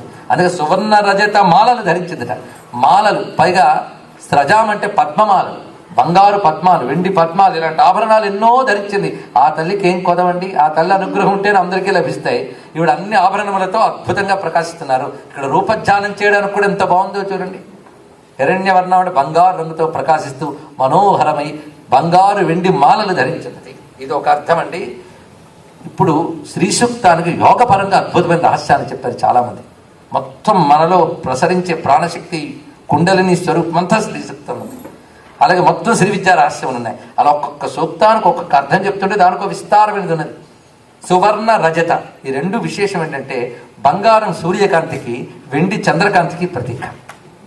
అందుకు సువర్ణ రజత స్రజాం అంటే అటు సూర్యకాంతిగా ఇటు చంద్రకాంతిగా ప్రపంచాన్ని అనుగ్రహిస్తున్న తేజస్సు. ఎందుకంటే ప్రపంచంలో మనకి అసలు ప్రాణశక్తి, ఈ లైఫ్ ఫోర్స్ అంతటికి సోర్స్ ఏది? మీరు నాకంటే సైన్స్ చదివిన వరకు మీకు తెలుసు, సూర్యమండలమేగా.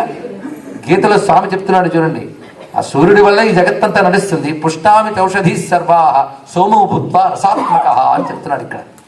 అంటే చంద్రుడు రసాధిదేవత, హ్యూమిడిటీకి అధిపతి చంద్రుడు, కాంతికి అధిపతి సూర్య భగవానుడు. అందుకే చంద్రుడి వల్ల నేను ఔషధులు అన్నములు కలిగిస్తున్నాను అన్నాడు. ఆయన వల్ల ఔషధులు అన్నములు రసాధిపతి కనుక ఆయన వల్ల కలుగుతున్నాయి. ఇది స్వామివారు 15వ అధ్యాయంలో గీతలో చెప్పారు పురుషోత్త ప్రాప్తి యోగంలో. అందుకు అటు సోమోభూత్వ, నేనే నా తేజస్సే సూర్యునందుంది, నా తేజస్సే చంద్రుని ఎందుంది చెప్పాడు. ఆ తేజస్సు అమ్మవారు కదా. అది సూర్య చంద్ర రూపములుగా వస్తున్న ఏ కాంతి మాలలున్నాయో ఆ మాలలే ఇక్కడ స్రజాం అంటే అర్థం. అందుకే కిరణములకు కూడా హరిణి అని పేరు పెట్టారు. కిరణములన్నీ కూడా చీకట్లనే హరిస్తాయి. చీకట్లో కొట్టుమిట్టాడుతున్న వాడికి ఒక్కసారి కాంతి కిరణం కనబడితే ఎంత ఆనందం కలుగుతుందండి. ఆ కాంతిలో ఏదో ఉన్నది. అదే మనం ఎప్పుడు కూడా దుఃఖాన్ని, అజ్ఞానాన్ని చీకటితో పోలుస్తుంటాం, ఆనందాన్ని, జ్ఞానాన్ని కాంతితో పోలుస్తుంటాం. మనం కాంతిలో అది కనుక సువర్ణ రజత స్రజాం అంటే చంద్ర సూర్య స్వరూపం. ఇంకొక పెద్ద రహస్యం ఉన్నది ఇందులో గమనించుకోవాల్సింది, కుండలిని పరంగా, యోగ పరంగా. అందుకే మన మంత్రములకి ఇటు లౌకిక ధర్మాల పరంగా అన్వయించవచ్చు, దేవతల పరంగా అన్వయించవచ్చు, ఉపనిషత్తుల పరంగా అన్వయించవచ్చు, యోగ శాస్త్ర పరంగా అన్వయించవచ్చు. అన్నీ కలిపి ఒక్కదానిలో పెడతాడు. అందుకే అది మంత్రమే, సామాన్యం కాదు. సువర్ణ రజత స్రజాం. ఇందులో మీకు సూర్యాం హిరణ్మయం, చంద్రాం హిరణ్మయం తర్వాత వస్తాయి. మన దేవుడు ఎక్కడో ఏదో లోకంలో ఉన్నవాడు కాదు, మనకు ప్రత్యక్షంగా కనబడుతున్నాడు. ఆయన దేవుడిని గుర్తించగలుగుతున్నాం మనం. అది సూర్య చంద్రుల్లో ఉన్న తేజస్సు ఇక్కడ చూపిస్తున్నాడు. అది సువర్ణ అన్నప్పుడు సూర్య, రజత అన్న చంద్ర, ఇవి మాల అంటే ఒక వరుసగా ఉన్నవి. ఇది మీరు పరిశీలిస్తే మనలో కుడివైపు ఉన్న నాడికి పింగళా నాడి అని అంటారు, ఎడమవైపు ఉన్న నాడి చంద్రనాడి. ఈ రెండు మనకి క్రమంగా మూలాధారం నుంచి సహస్రారం వరకు, మన సహస్రారం నుంచి క్రిందికి అలాగా నిరంతరం మాలలాగా తిరుగుతుంటుంది ఈ శక్తి, ఉచ్ఛ్వాస నిశ్వాస రూపంతో. ఆ సూర్యచంద్రమయమైన ప్రాణశక్తిగా మనలో తిరుగుతుందని మరొక అర్థం అండి. ఈ అర్థం మీరు తీసుకుంటే ఆ ప్రాణశక్తిని కూడా ఉద్దీపనం కలిగించగలదు. ఇన్ని అర్థాలు ఉన్నాయి కనుక మంత్రమైంది. లేకపోతే ఇలా పఠిస్తే అలా ఫలితం ఎందుకు వస్తుందో ఆలోచన. కానీ సువర్ణ సజాంకి ఇంకో అర్థం చెప్పాం కదా, చంద్రాం. ఇప్పుడు ఇది ఒకటి అర్థం. చంద్రాం అని అమ్మవారికి చంద్రస్వరూపిణి అని పేరు. చంద్ర అంటే మన చంద్రమండల రూపమని అనుకున్నా తప్పులేదు. కానీ ఇందాక చంద్రకిరణములు 15 తిథనిచ్చా దేవతలు చెప్పాం కదా. అంతేకాదు పూర్ణిమ నాడు చంద్రబింబంలో అమ్మవారిని ధ్యానం చేస్తే దానికి ఫలితం చెప్పారు పెద్దవాళ్ళు. అలాగే చంద్రబింబ స్వరూపుడిగా ఉన్నది. అంతేకాదు యోగపరంగా సహస్రార కమలంలో ఉన్న అమృత స్వరూపానికి చంద్రబింబం అని పేరు. ఆ చంద్రాం హిరణ్మయం అంటే సహస్రార కమలంలో ఉన్న తల్లి, ఇది అర్థం. ఇంకొకటి చంద్ర అనే శబ్దానికి అర్థం చూడండి.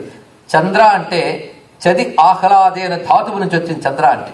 చంద్ర అంటే ఆహ్లాదకరమైనది, ప్రసన్నకరమైనది, శాంతికరమైనది. చంద్ర అంటే ఆహ్లాదకరమైనది, ప్రసన్నకరమైనది. సూర్యుడు గొప్పవాడని తెలుసు, కానీ సరదాగా 5 నిమిషాలు చూడండి అంటే చూడగలమా? ఒక్క నిమిషం కూడా తలెత్తి చూడలేం. చంద్రుడినో హాయిగా చూడొచ్చు. చంద్రవత్ ప్రియదర్శన అని రాముడిని వర్ణిస్తారు. అది చూస్తున్నప్పుడు ఆనందంగా ఆహ్లాదం కలిగిస్తుంది. కానీ ఆహ్లాదము, ప్రసన్నత, శాంతము ఈ స్వరూపం అమ్మవారు. వివేకానంద ఒక మాట చెప్తాడు అమ్మవారి గురించి, ఎంబాడిమెంట్ ఆఫ్ పాజిటివ్ థాట్స్ అన్నాడు మహాత్ముడు. అంటే ఆ సౌశీల్య, సజ్జన, ఆ సాత్విక గుణములు, అందులో అహంకారం, దుర్గుణం, సందేహం, క్రోధం, తాపం, వికారం, అజ్ఞానం ఏవీ లేవు. ఆ సుగుణాల కుప్ప అమ్మవారంటే. అందుకు ఆ స్త్రీ దేవిని మనం ఉపాసిస్తే ఏమవుతుందండి అంటే, కర్పూరాన్ని చేతితో పట్టుకుంటే కర్పూరం వాసన చేతి కట్టుతుంది. ఆ సుగుణాల కుప్పని మనస్సులో ధ్యానిస్తే సుగుణాలు మన మనస్సుకి అంటుతాయి.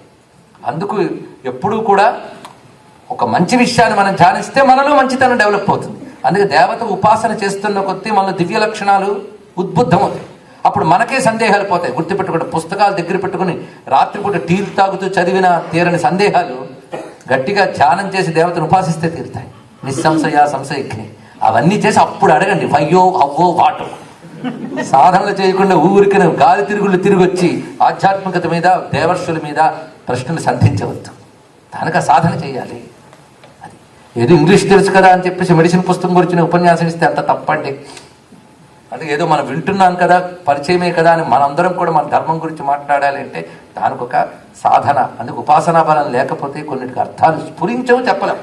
ఆ స్ఫురణ కూడా ప్రజ్ఞారూపిణి అమ్మవారి కదా. అందుకే చంద్ర అంటే ఆహ్లాదకర స్వరూపిణి, ప్రసన్నమైన స్వరూపిణి. హిరణ్మయీం మళ్ళీ వచ్చింది. ఇందాక హిరణ్య శబ్దాన్ని తీసుకోండి. హిరణ్మయీం అంటే తేజోమయి.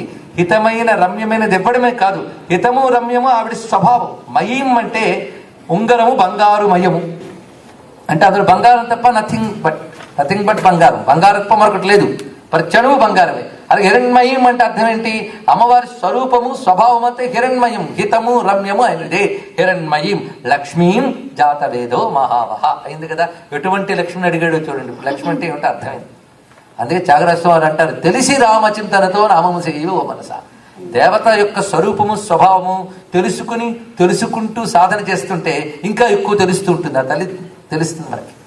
అందుకు ఇక్కడ ఈ మంత్రానికి ఒక్కసారి భావన చేసుకుని హిరణ్యవర్ణాం హరిణీం సువర్ణరజస్రజాం చంద్రాం హిరణ్మయీం లక్ష్మీం జాతవేదో మమ ఆవహ తాం ఆభగ జాతవేదో లక్ష్మీం అనపగామినిం యస్యాం హిరణ్యం విందేయం గామశ్వం పురుషానహం.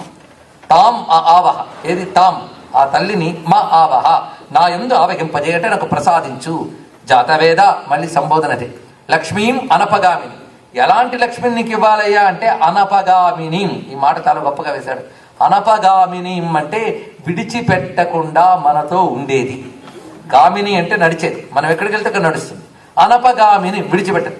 నువ్వు లక్ష్మి ఇచ్చావు కానీ వెంటనే తీసేయకుండా ఎప్పుడు ఉండాలి లక్ష్మి నాతో, చివరి వరకు ఆ లక్ష్మి నాతోనే ఉండాలి. ఇది ప్రతి జీవి అడగాల్సిందేనని.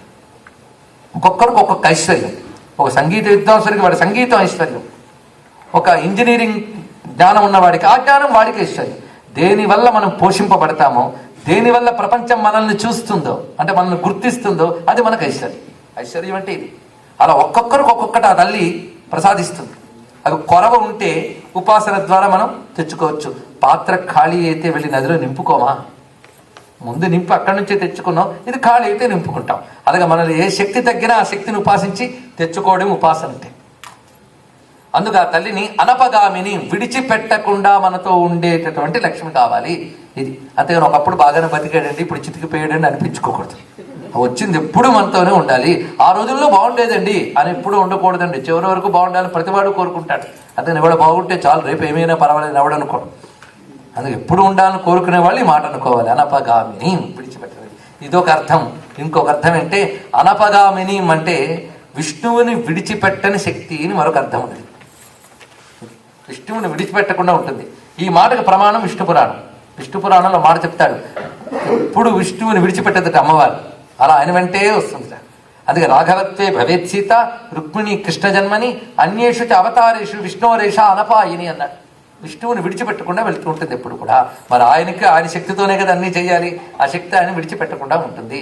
ఎలా విడిచిపెట్టకుండా ఉంటుంది అంటే అగ్నిని వేడి ఎలా విడిచిపెట్టదో, సూర్యుని కాంతి ఎలా విడిచిపెట్టదో, తేనెని తీపి ఎలా విడిచిపెట్టదో అయ్యవారిని అమ్మవారు అలా విడిచిపెట్టచ్చు. అది చెప్పేటప్పుడు ఇద్దరికి వేరు లేదు అని చెప్పడం కూడా ఇందులో ఉన్నది. అందుకు అనపగామిని యశ్యాం హిరణ్యం విందేయం గామశ్వం పురుషాణం.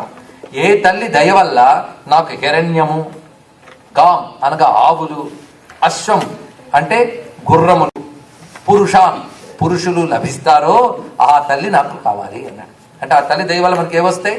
హిరణ్యం వస్తుందట. తర్వాత గాం అనగా ఆవులు వస్తాయట, అశ్వం గుర్రాలు వస్తాయట, పురుషులు వస్తారట. ఈ నలుగురు వస్తారు ఆ తల్లి దయ వల్ల. ఇది వెంటనే తీసుకుని మనకి ఇప్పుడు గుర్రాలు వస్తే ఎక్కడ కట్టుకుంటామండి, ఆవులు వస్తే ఎక్కడ కట్టుకుంటామని అడగద్దు ఇక్కడ. అందుకే వేద శబ్దాలకు అర్థం జాగ్రత్తగా చూడాలి. మనం గుర్రానికి అశ్వం అని పేరు పెట్టుకున్నాం, గుర్రం లేకముందు కూడా అశ్వం అనే పదం ఉంది. వీటికి అర్థం చేసుకో. గామ్ అనే శబ్దానికి బోలెడని అర్థాలు ఉన్నాయి వేద శబ్దాలు. ఒకప్పుడు వేదానికి అపార్థాలు కల్పిస్తూ మనకి పాశ్చాత్య ప్రభావంతో కొంతమంది కుతర్కాలు చేసి అర్థాలు రాస్తూ ఉంటే మన వాళ్ళు కూడా అవే. ఎందుకంటే అసలు వేదం తెలియదు, ట్రాన్స్లేషన్స్ దిక్కు మనకి. వేమన శతకం కూడా ఇంగ్లీష్లో చదువుకునే తెలుగువారు తెలుగు నేల మీద ఉన్నారు, తెలుసా మీకు?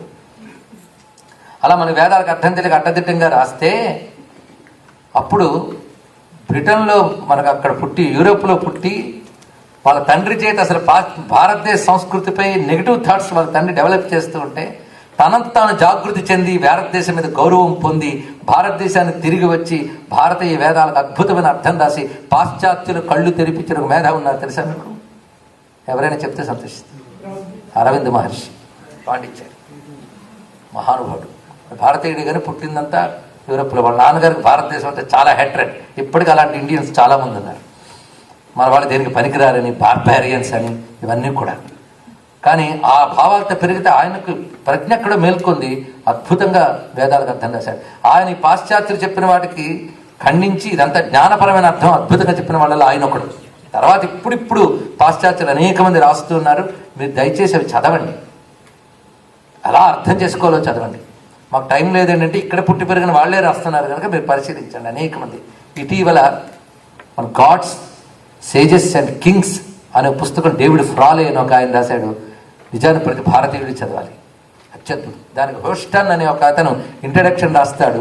ఆ ఇంట్రడక్షన్లోనే ఆయన అద్భుతమైన ఫోర్వర్డ్, అది అద్భుతం ఉంది. మొత్తానికి ఇలాంటివి ఎన్నో ఉన్నాయి తెలుసుకోవడానికి. గామ్ అనే మాటకు అనేక అర్థాలు ఉన్నాయి. అశ్వం, పురుష, అహం, హిరణ్యం, 4 కావాలంటే మనకి. చూడండి, మనకి ఏం కావాలో మన వేదమాతకి మనకంటే బాగా తెలుసు. మనకు అడగడం కూడా చేత కాదు, ఏమడగాలో ఆవిడే చెప్పింది. హిరణ్యం అంటే ఇందాక చెప్పినట్టు హితమైన రమ్యమైన సంపదలు కావాలి. గామ్, ఈ మాటకు చూద్దాం. గామ్ అనే మాటకి వాక్కు అని అర్థము. వేదములో వాక్కులకి గోవులు అని పేర్లున్నాయి కనుక మంచి వాక్కు. ఇది కూడా ఐశ్వర్యమేనండి. మనం ఎంత అద్భుతంగా జ్ఞానం సంపాదించుకున్నా సరిగ్గా అవతల వాడికి చెప్పలేకపోతే మన జ్ఞానం జీరో. కనుక ఎక్స్ప్రెషన్ ఈజ్ ఇంపార్టెంట్. వాక్ అంటే ఎక్స్ప్రెషన్, అంతే కదా. అది లేకపోతే మీరు ఎంత అద్భుతమైన విషయం తెచ్చుకున్నా సరిగ్గా ప్రజెంట్ చేయలేకపోతే ఫెయిల్. అందుకు వాక్కు బాగుండాలి. అందుకు ఇక్కడ గామ్ అనగా వాక్కు. 2 అశ్వం. అశ్వం అనే మాటకు అర్థం ఏంటంటే అశు వ్యాప్తం, వ్యాపించున్నది, గమనము చెయ్యనది అని అర్థం. మనం ఇక్కడ ఉన్నాం, అక్కడికి వెళ్ళాలి, మనకే ఫెసిలిటీ లేదు, అప్పుడు మనం ఇక్కడి నుంచి అక్కడికి చేర్చగలిగే దానికి అశ్వం. సూర్యకిరణాలకు అశ్వములు అని పేరు. అశు వ్యాప్తం, ఎంత దూరమైనా ప్రయాణిస్తే కిరణం, అందుకే అశ్వం అని అర్థం. అలాగే అశ్వం అనగా వాహనాలు, అవి కావాలే కదా. గామ్ అశ్వం, నాకు మంచి వాహనాలు కావాలంటే ఎక్కడికి వెళ్ళాలన్నా నాకు వెళ్ళడానికి సరి అయినటువంటి మీన్స్ అది కావాలి, మీడియం కావాలి, అదొకటి. 2 మనకు వాహన యోగం, వాహనం కూడా ఐశ్వర్యాల్లో భాగం కదా. కానీ వాహనాలు అడుగుతున్నారంటే భౌతికార్థం, కానీ అశ్వము అంటే ఇంద్రియ శక్తులు. ఇది తెలుసుకోండి, మన ఇంద్రియ శక్తులు. అందుకే నా వాక్కు బాగాలి, నా ఇంద్రియ శక్తులు బాగా పనిచేయాలి. పురుషాన్ 2. ఇప్పుడు మీరు వాహనాలను అర్థం తీసుకోవచ్చు, ఇది తీసుకోవచ్చు, 2 తీసుకోండి. ఇంద్రియ శక్తులు బాగా పనిచేయాలి. పురుషాన్. తర్వాత మాట ఇక్కడ పురుషులను అన్నారు. ఇక్కడ పురుషులు కావాలట అంటే నాకు అందరూ మగాళ్ళు కావాలని అర్థం కాదు. పురుషులు అంటే పురుషులు అంటే మానవులు అని అర్థం. ఇక్కడ అది కావాలి నాకన్నా, మానవులు కావాలండి అంట. మ్యాన్ పవర్, ఇప్పుడు మనం అంటున్న మాటల్లో మ్యాన్ పవర్. మీ దగ్గర ఎన్నున్న మ్యాన్ పవర్ లేకపోతే ఎలా ఉందండి? మా రవి గారు ఇంత కార్యక్రమం చేశారు ఒక్కరు, కానీ ఎంత మ్యాన్ పవర్ ఆయనకు సహకరించింది. నాకు సహాయపడే వాళ్ళు ఉండాలి అంటే ఎంతమంది వచ్చారు మీరు. కానీ ప్రతి వాడు ఒక్కడు బతకలేడు, వాడికి కావాలి మ్యాన్ పవర్. పలకరించేవాడు ఉండాలి, సహకరించేవాడు ఉండాలి, చేసేదాన్ని బాగుందయ్యా అనేవాడు ఉండాలి. ఇవన్నీ లేకపోతే ఎవడేం చేయగలడు? ఇవన్నీ అనేవాళ్ళు ఎవరు? మానవులేగా. మనం అనుకుంటే మనుషులతో మహా కష్టం అండి. వీడు మనిషి, వీడు ఎక్కడుందో దేవతలు దిగొచ్చాడు అన్నట్టు మనుషులతో చాలా కష్టం అండి. వీడు ఎక్కడుండి మాట్లాడుతున్నాడు అర్థం కదా. కానీ లోకంలో మనిషి అవసరం, మనిషి బలం తెలుసుకోవాలి. ఇలా తెలుసుకుంటే మనకు పనికొచ్చి మనకు మేలు చేసే మనుషుల్ని పంపిస్తుంది. ఒక్కరున్నారు, భయం వేస్తుంది, ఎవడో సడన్గా ఆదుకోవడానికి వస్తాడు. అప్పుడు మనకు అనిపిస్తుంది మనిషి విలువ. అందుకే దైవం మనుష్య రూపేణ ఒక మాట ఉన్నది. మనుష్య రూపంలోనే భగవంతుడు అనుగ్రహిస్తాడు, అంతేగాని వేషాలు దిగుతాడు ఆ పైనుంచి. అందుకు మనుషుల అవసరము కావాలి. మన అవసరాలు అంత బాగా చెప్తుంది వేదవాక్యం. హిరణ్యం, గాం, అశ్వం, పురుషాన్ అహం విందేయం, నేను పొందుదునుగాక అన్నాడు ఇక్కడ. విందేయం అంటే పొందుదునుగాక. దేని నుంచి పొందాలి? అమ్మ దయ వల్ల, ఇవన్నీ నాకు లభించగలవు. ఆ తల్లి వల్లే ఇవన్నీ లభిస్తున్నాయి. ఇది తెలుసుకోవాలి. అందుకే లక్ష్మి అనుగ్రహం ఉంటే లభించేది. అందుకే మనకి విష్ణు పురాణంలో అద్భుతమైన లక్ష్మి స్థుతుంది. అక్కడ చెప్తాడు, మా పుత్రాన్ మా సుహృద్వర్గాన్ మా పశూన్ మా విభూషణం మా కళత్రం శరీరంచా చజేథా సర్వపావని. ఓ తల్లి, నా పిల్లల్ని విడిచిపెట్టకు. అంటే నా పిల్లల్లో కూడా లక్ష్మీదేవుని వాళ్ళ ఆరోగ్యంగా హాయిగా పాల్గారు. నాకు పిల్లలు మా సుహృద్వర్గాన్, నా మిత్రులు క్షేమంగా చూసుకో తల్లి. నా మిత్రుడు ఉండాలి. మిత్రులు లేకపోతే ఎక్కడ ఉండగలను? ఎంత చక్కటి చూడండి. ఇవి ఇంతకంటే విషస్సు, ఇంతకంటే గ్రీటింగ్స్ ఇంకేముంటాయండి? అంత చక్కగా కూర్చుని మా సుహృద్వర్గాన్ మా పశువున్ మా విభూషణం, నాకు పనికొచ్చే పాడికి పనికొచ్చే పశువుల్ని విడిచిపెట్టకు, మా అలంకారాలను విడిచిపెట్టకు, నా భార్యను విడిచిపెట్టకన్నాడు. అంటే నా భార్య కూడా కలకల్లాడుతూ లక్ష్మీ రూపంతో కనబడాలి అని కోరుకుంటున్నాడు ఇక్కడ. అందుకు మానవులు మంచి జనబలం అంటామే, అది కూడా కావాలి. అశ్వపూర్వాం రథమధ్యాం హస్తినాద ప్రబోధినీం శ్రియం దేవీముపహ్వయే శ్రీర్మా దేవీ దుషతాం. అశ్వపూర్వాం రథమధ్యాం, ఇది ఈ మంత్రానికి విశేషం ఏంటంటే రాజ్యలక్ష్మి ఇందులో ఉంది. తెలుసుకోండి, రాజ్యలక్ష్మి. ఎందుకంటే మనకైతే అక్కర్లేదు, కానీ రాజ్యాలు పాలించే వాళ్ళకి కావాలి. ఒక యుద్ధానికి వెళ్ళేటప్పుడు ఉండవలసినవి అశ్వములు, రథములు, ఏనుగులు ఇవన్నీ ఉంటాయి. వీటన్నిటితో సాధించిన, అంటే మీరు ఈ రోజుల్లో చెప్పడం మిసైల్స్ ఇవన్నీ కూడా దీనిలోకి వస్తాయి. రాకెట్స్, ఏవైనా జెట్స్, ఏవైనా తీసుకోండి ఇష్టం. కనుక అవన్నీ కూడా అశ్వపూర్వాం రథమధ్యాం హస్తినాద ప్రబోధినీం శ్రియం దేవీముపహ్వయే శ్రీర్మా దేవీ జుషతాం. ఉపహ్వయే అంటే ఉపాసన చేస్తున్నాను. ఎవరిని? శ్రియం దేవీం, ఆ లక్ష్మీదేవిని, శ్రీదేవిని ఉపాసిస్తున్నాను. శ్రీర్మాదేవి జుషతాం, ఆ శ్రీదేవి మమ్మల్ని ప్రేరేపించుగాక, మా యందు ప్రవేశించుగాక. అది జుషతాం అనే మాట అర్థం. అశ్వపూర్వాం, ఆవిడ ఎలా ఉందో చూడండి. రాజ్యలక్ష్మిగా ఆవిడ వెళుతూ ఉంటే ముందు అశ్వములు ఉన్నాయి, మధ్యలో రథం ఉంది, వెనకాల ఏనుగులు తొండాలెత్తి ఘీంకారం చేస్తున్నాయట. హస్తినాద ప్రబోధినం, ఆ ఏనుగుల ఘీంకారంతో మేల్కొంటుంది ఆ తల్లి. ఇది చెప్పేటప్పుడు మనం గజలక్ష్మి స్వరూపం భావన చేయొచ్చు, కానీ ఇందులో ఇంకో అంతరార్థం ఉంది. ఒక్కసారి చూడండి. అశ్వారూఢాధిష్ఠితాశ్వకోటి కోటిభిరావృత, గుర్తుందా? సంపత్కరీ సమారూఢ సింధుర వ్రజసేవిత, అది ఇక్కడ కనబడుతుంది. శ్రీ విద్యే. శ్రీమాత బయలుదేరేటప్పుడు ఆ ముందుట సంపత్కరి అని ఒక దేవత ఉంటుంది. పేరే చెప్తుంది సంపత్కరి అని. ఆవిడ ఏనుగుల బలానికి అధిదేవత. మామూలుగా ఒక రాజుగారికి, రాణిగారికి వెళ్ళేటప్పుడు రాజ్యంలో చతురంగ బలాలు ఉంటాయి కదండి, అందులో గజబలానికి అధిదేవత సంపత్కరి. ఆవిడ కూడా రణకోలాహలం అని ఏనుగు మీద కూర్చుని మిగిలిన ఏనుగులు నడుపుతుంటుందిట. ఆవిడ అమ్మవారి యొక్క పాశం అనే ఆయుధం నుంచి పుట్టింది. ఆవిడ పాశాంకుశాలు ఉంటాయి కదా, అందులోంచి ఉత్పన్నమైంది ఆవిడ. అది అదేవిధంగా వెనకాలట అశ్వారూఢాదేవి. సంపత్కరి ముందుంటుంది, ఇటు ఆ సంపత్కరి వెనుక ఉంటుంది, ముందు అశ్వారూఢ ఉంటుంది. ఆ గుర్రాల మీద ఆవిడ, అశ్వారూఢకి గుర్రం పేరు అపరాజితం. ఈవిడ అమ్మవారి యొక్క పాశశక్తి నుంచి వచ్చింది. అంకుశ శక్తి నుంచి మన సంపత్కరి, పాశశక్తి నుంచి అశ్వారూఢ. ఎందుకు పాసాలు పెట్టి కట్టేది అశ్వారూఢ, అంకుశంతో పొడిచేది ఏనుగుల బలం సంపత్కరి. తెలిసింది కదా, ఈ రెండు వచ్చాయి. అందుకు అశ్వపూర్వాం, అశ్వారూఢ నడుపుతుంటే ముందు వెళుతుంది. హస్తినాద ప్రబోధిని, ఆ సంపత్కరి శక్తితో ఏనుగులు వెనకెళ్తున్నాయి. మధ్యలో 3 రథాలు ఉన్నాయి.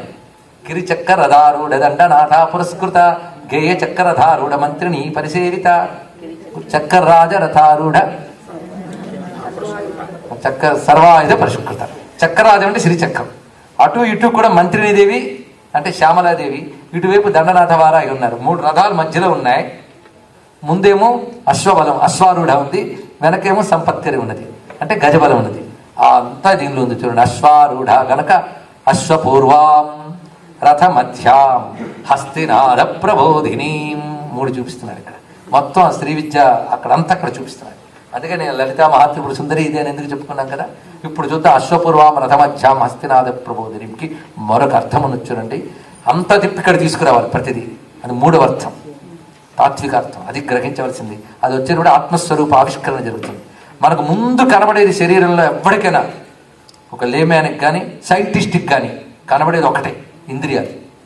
సైంటిస్ట్ అయితే ఇంద్రియాలు కోసి చూస్తాడు అంతే, లోపల చైతన్యం సైన్స్కి దొరకదు, ఈ సైన్స్కి దొరకదు, అది మరో సైన్స్. సరే, మొత్తానికి ఇప్పుడు కనబడుతుంది అందరికి ఇంద్రియాలే. అశ్వపూర్వాం ముందు కనబడేది ఇంద్రియములే. రథ మధ్యాం, రథం అంటే శరీరం. ఉపనిషత్ పరిభాషలో బ్రహ్మణశీలత్వాత్ రథ, రథ శబ్దానికి అర్థం చెప్తున్నాడు చూడండి. కదిలేది అని అర్థం రథం అంటే. ఎంతకంటే కదిలేది ఇంకే ఉంది. ఇంద్రియాని హయాన్యాహు. ఉపనిషత్ భాష, ఉపనిషత్ భాషతోనే దీనికి అర్థం చెప్పుకోవాలి. అందుకే ఇంద్రియములు గుర్రములు, అందుకే అశ్వపూర్వం గుర్రాలు అందరికి కనబడుతున్నాయి. రథ మధ్యాం, ఈ శరీర మధ్యంలో ఆ తల్లి ఉన్నది. రథ మధ్యాం అయితే అది ఎలా దొరుకుతుంది? రథ మధ్యలో ఉన్నది. నీ లోపల ఆ నాదం వల్ల మేల్కొనాలి. తల్లి లోపల ఉన్నది, అందరికీ లోపల ఉంది. అందరికీ భగవంతుడు లోపల ఉన్నాడు, కానీ సుప్రభాతం పలకాలి. అది వచ్చింది బాధ. కొందరిలో అసలు జన్మలో సుప్రభాతం ఉండదు. వాడు ఎప్పుడు పని చేస్తున్నది కానీ ఏమీ తెలియదు, వాడి పని చేస్తున్నారు. అలాగే ఏళ్ళు పూళ్ళు గడిచిపోతుంటాయి. అది జరగాలంటే ఆ ప్రబోధం కావాలంటే హస్తినాద ప్రబోధిని. గొప్ప మాట అండి. హస్తినాద ప్రబోధం అంటే సామాన్యం కాదు. ఇది త్యాగరాజ స్వామి వారు మళ్ళీ నాకు సాయం, మరొకటి కాదు. మూలాధారజ నాద మెరుగుటే ముదముగు మోక్షముడ అని నాదోపాసన చేసిన మహానుభావుడు గారు చెప్తున్నాడు. అదే పరావాక్, పరాపశ్యంతి మధ్యమ. పరావాక్ అంటే మనం మాట్లాడుతున్న దానికి మూల చైతన్యం, మూలాధారాన్ని ఉంటుందిట. అక్కడ యోగశక్తితో నాదం ఉద్బోధమైతే సహస్రార కమలం దాకా అది ప్రకాశించి అక్కడ వినిపించాలి. అందుకే సప్తస్వరాల్లో సరిగమ పదని స్వరాలు 7. ఒక్కొక్క స్వరానికి ఒక్కొక్క చక్రానికి సంబంధం ఉన్నది. ఒక్కొక్క స్వరానికి ఒక్కొక్క జంతువు యొక్క ధ్వనితో సంబంధం చెప్పారు మన వాళ్ళు. షడ్జమము ఇది నెమలి యొక్క కేకాధ్వని నుంచి పుట్టిందిట. అలాగే రిషభము వృషభనాదం నుంచి పుట్టిందిట. అలాగా సహస్రారం దగ్గర ఉండేది నీ. ఈ నీ అనే నాదం దేని నుంచి వచ్చింది అంటే ఏనుగు యొక్క నాదం నుంచి వచ్చింది. సరిగమ పదని ఆ పై అక్కడ వచ్చిందిట. ఒక్కొక్క దాని ఎన్ని విశేషాలు ఉన్నాయి. అందుకే ఆ సహస్రార కమలాంతర్గతమైన నాదం వినగలిగితే అప్పుడు సిద్ధి. అదే సహస్రారాంబుజారుడ. అది వినగలిగితే నీ హృదయ మధ్యంలో ఉన్నటువంటి తల్లి దర్శనమిస్తున్నది. ఆ నాద ప్రబోధం కలగాలి నీలో. కుండలిని శక్తి జాగృతము అంటే ఇందులో కుండలిని శక్తి మొత్తం చెప్పబడింది. ఇప్పుడు ఎన్ని అర్థాలు వచ్చాయి చూడండి. మామూలుగా అశ్వములు రథములు అని ఒకటి అర్థం చెప్పుకున్నాం, లలితాదేవి పరంగా చెప్పుకున్నాం. ఇప్పుడు ఈ విషయం చూపిస్తున్నాడు. ఎన్ని విశేషార్థం, యోగపరమైన విశేషం చూపిస్తున్నాడు. అందుకే మనలో ఉన్న నాదం, నాదస్వరూపము, ఈ నాదస్వరూపమే ప్రాణముగా శబ్దముగా మనలో ఉంది. ఇదే ప్రాణశక్తి. అది హస్తినాద ప్రబోధిని. యోగి దాన్ని ప్రబోధం కలిగిస్తాడు. రథ మధ్య మన హృదయ మధ్యంలో, హృదయంలో ఉంది. అశ్వపూర్వ ముందు రథం, ఇంద్రియ శక్తులు నడుస్తూ ఉన్నటువంటి రథం ఇది. కనుక మనలో అమ్మవారిని చూపించడం. అలాంటి తల్లి నన్ను అనుగ్రహించుగాక. ఆ తల్లిని నేను ఉపాసిస్తున్నాను. ఇదే అంతర్ముఖ సమారాధ్య, మన లోపల తల్లి ఉపాసన. కాం సౌస్మితాం హిరణ్య ప్రాకారాం కలిపితే కాం సౌస్మితాం హిరణ్య ప్రాకారాం ఆర్ద్రాంజ్వలం తీం తృప్తాం తర్పయం తీం పద్మే స్థితాం పద్మవర్ణాం తామిహోపయే శ్రియం. కాం సౌస్మితాం రెండు భిన్న పదాలండి. కాం, కాం అంటే ఎవతనో. ఎంత చేస్తే ఎవతనో అనడం ఏంటండి? ఎవరితోనో ఉపాసిస్తున్నాను. ఎవరితోనో ఏమిటి? చాలా అద్భుతమైన పదం అండి సంస్కృతంలో కాం. ఎవతనో, ఎవతనో అంటే అర్థం ఏంటంటే అనిర్వచనీయం, మాటతో వర్ణించలేనిది, మనస్సుతో ఊహించలేనిది. ఇది కూడా యతో వాచ నివర్తంతి అప్రాప్య మనసా సహా ఉపనిషద్వాక్యం. మాటకి మనస్సుకి అందనిది. పరతత్వం అంటే ఏమిటో చెప్తున్నది వేదమాత అంటోంది. పరతత్వం అంటే ఏంటో చెప్తాను రా అని. ఏమిటంటే దేని గురించి చెప్పలేనో అదే పరతత్వం అని. గొప్ప మాట అండి. మాట కందదు. సృష్టిలో మాట కందని వస్తువు ఉంటే భగవంతుడే. ప్రతిదీ మాట కందుతుంది. ఒక ఆయన అంటాడు, మాటలతో వర్ణించలేనండి ఆవకాయ అన్నం రుచి అని. వీడి మాటలతో వర్ణించలేడు కానీ అన్ని మాట కందుతాయండి. మాట కందని ఏదైనా ఉంటే ఒక భగవత్తత్వమే. అందుకది మాట కందనిది, మనసు కందనిది. మనస్సుతో ఊహించలేవు, మాటతో వర్ణించలేవు. త్యాగరాజస్వామి వారు అంటారు, ఈలాగుని వివరింపలేను చాలా స్వానుభవైక వేద్యమే అంటాడు అక్కడ. స్వానుభవైక వేద్యం అది మాటతో వర్ణించేది కాదు, భగవద్ అనుభూతి అనేది. ఆ భగవత్తత్వం కాం కనుక అనిర్వచనీయం అని. సౌస్మితాం, ఇది ఒక చక్కటి మాట. సౌస్మితాం అనే మాటకు అర్థం ఏంటంటే చిరునవ్వుతో ఉన్నది. స్మితాం, సౌస్మితాం చిరునవ్వుతో ఉందిట. చిరునవ్వు దేనికి సంకేతం? ఆనందానికి సంకేతం. ఎవడైనా నవ్వుతున్నాడంటే అర్థం వాడు ఆనందిస్తున్నాడని అర్థం. అలాగే జ్ఞానము ఆనందము ఈ రెండు ఉంటే నవ్వొస్తుందండి. విషయం అర్థమైందనుకోండి, బాగుందని నవ్వొస్తుంది. అర్థం కాలేదనుకోండి ముఖం చిట్టించి అలా చూస్తుంటారు, అప్పుడు తెలిసిపోతుంది అర్థం కాలేదని.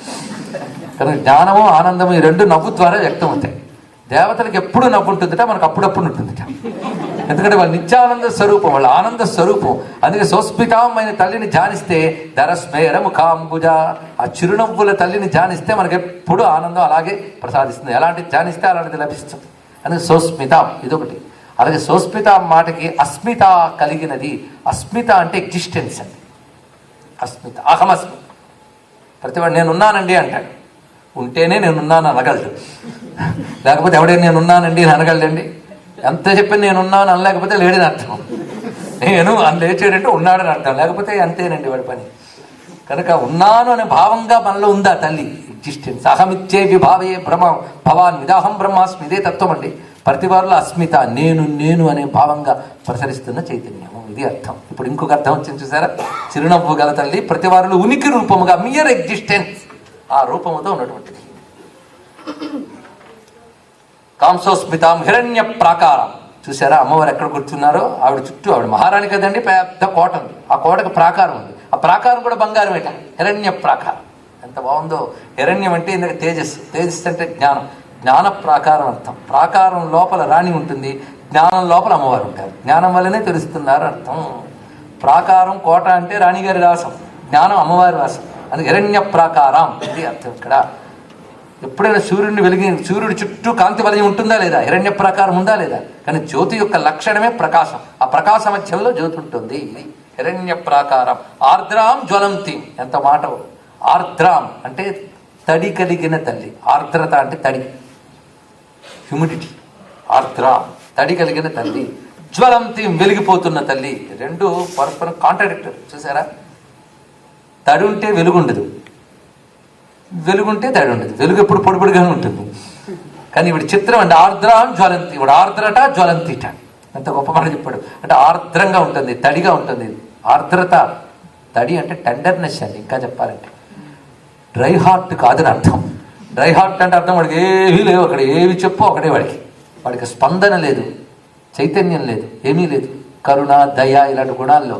కానీ అమ్మవారు ఆర్ద్ర, ఆర్ద్ర అంటే డ్రైనెస్ లేదు అమ్మవారి దగ్గర. ఆవిడెప్పుడు కరుణతోనూ ఆ సౌజన్యంతో సౌశీల్యంతో ప్రేమతో ఆర్ద్ర ఉంటుంది, కరుణార్ద్ర. అందుకే ఆర్ద్ర అంటే కేవల కరుణామయి. జ్వలంతీం అంటే ప్రకాశిస్తున్నది.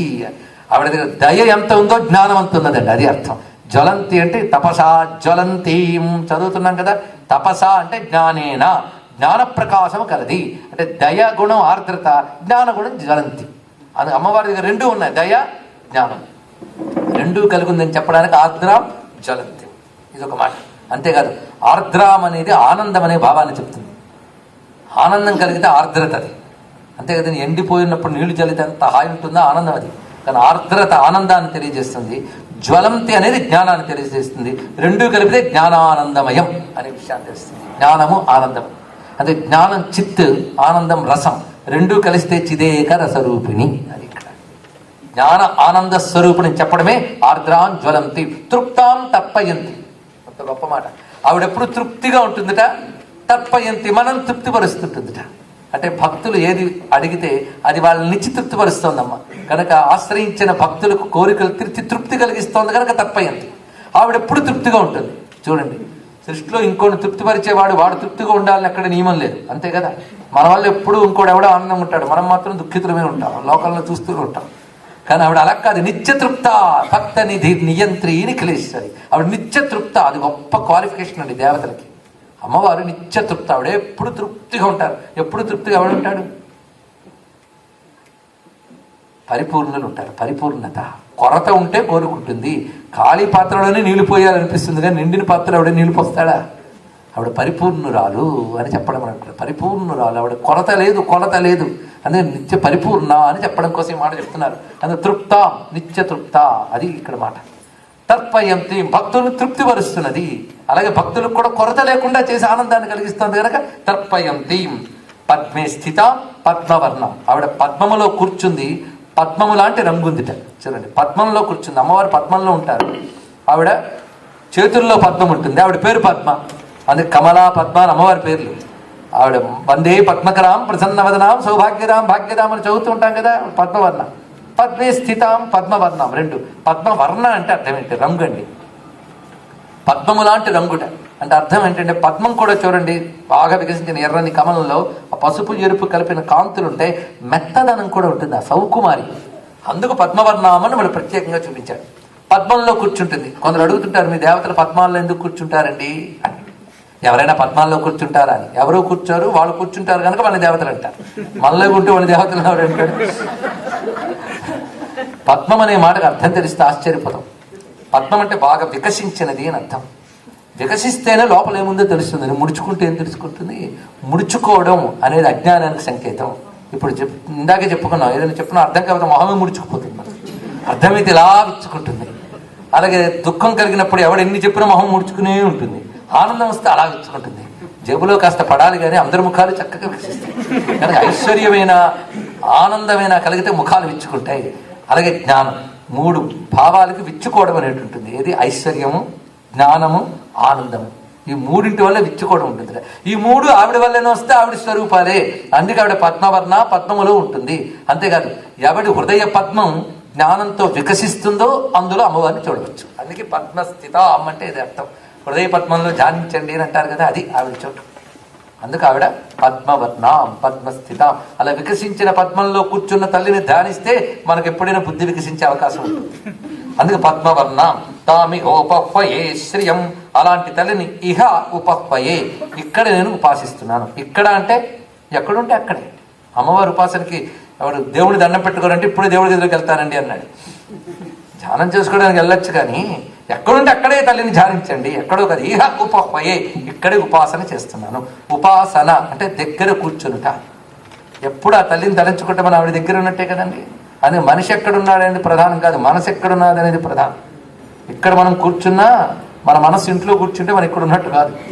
అదే మనస్సు అమ్మవారి దగ్గర ఉన్నప్పుడు అదే ఉపాసన. అదే నిత్యం భగవత్ సాన్నిధ్యాన్ని భావించడం, అనుభవించడం, దీనికి ఉపాసన. తామి ఓపహ్వయే శ్రియం చంద్రాం ప్రభాషాం యశసాజ్వలంతిం శ్రియం లోకే దేవజుష్టాముదారాం తాం పద్మినీమీం శరణమహం ప్రపద్యే అలక్ష్మీర్మే నశ్యతాం త్వాం వృణే. చంద్రాం ప్రభాసాం, ఇందాక చెప్పినట్టుగా చంద్ర శబ్దాలు మరి చెప్పక్కర్లేదు. చూసారా, ఒక తోడు తెలుసుకుంటే 2వ మంత్రంలో తక్కువ సమయం. ప్రభాసాం వెలుగు. యశసాజ్వలంతిం, యశస్సుతో ప్రకాశిస్తుంది. యశస్సు అంటే కీర్తి అండి. కీర్తే ప్రకాశం. ఎక్కడెక్కడో వ్యక్తి ఉంటాడు, వాడు చేసిన మంచి పనులు మీరు అమెరికాలో తలంచుకుంటారు. అంటే వాడు ఇక్కడి దాకా వ్యాపించిపోయాడే లేదా? యశస్సుకే ప్రకాశంలో వ్యాపించే లక్షణం ఉంటుంది. అలాగే అమ్మవారి యశస్సు మొత్తం వేదాలు వర్ణించే, శాస్త్రాలు వర్ణించే.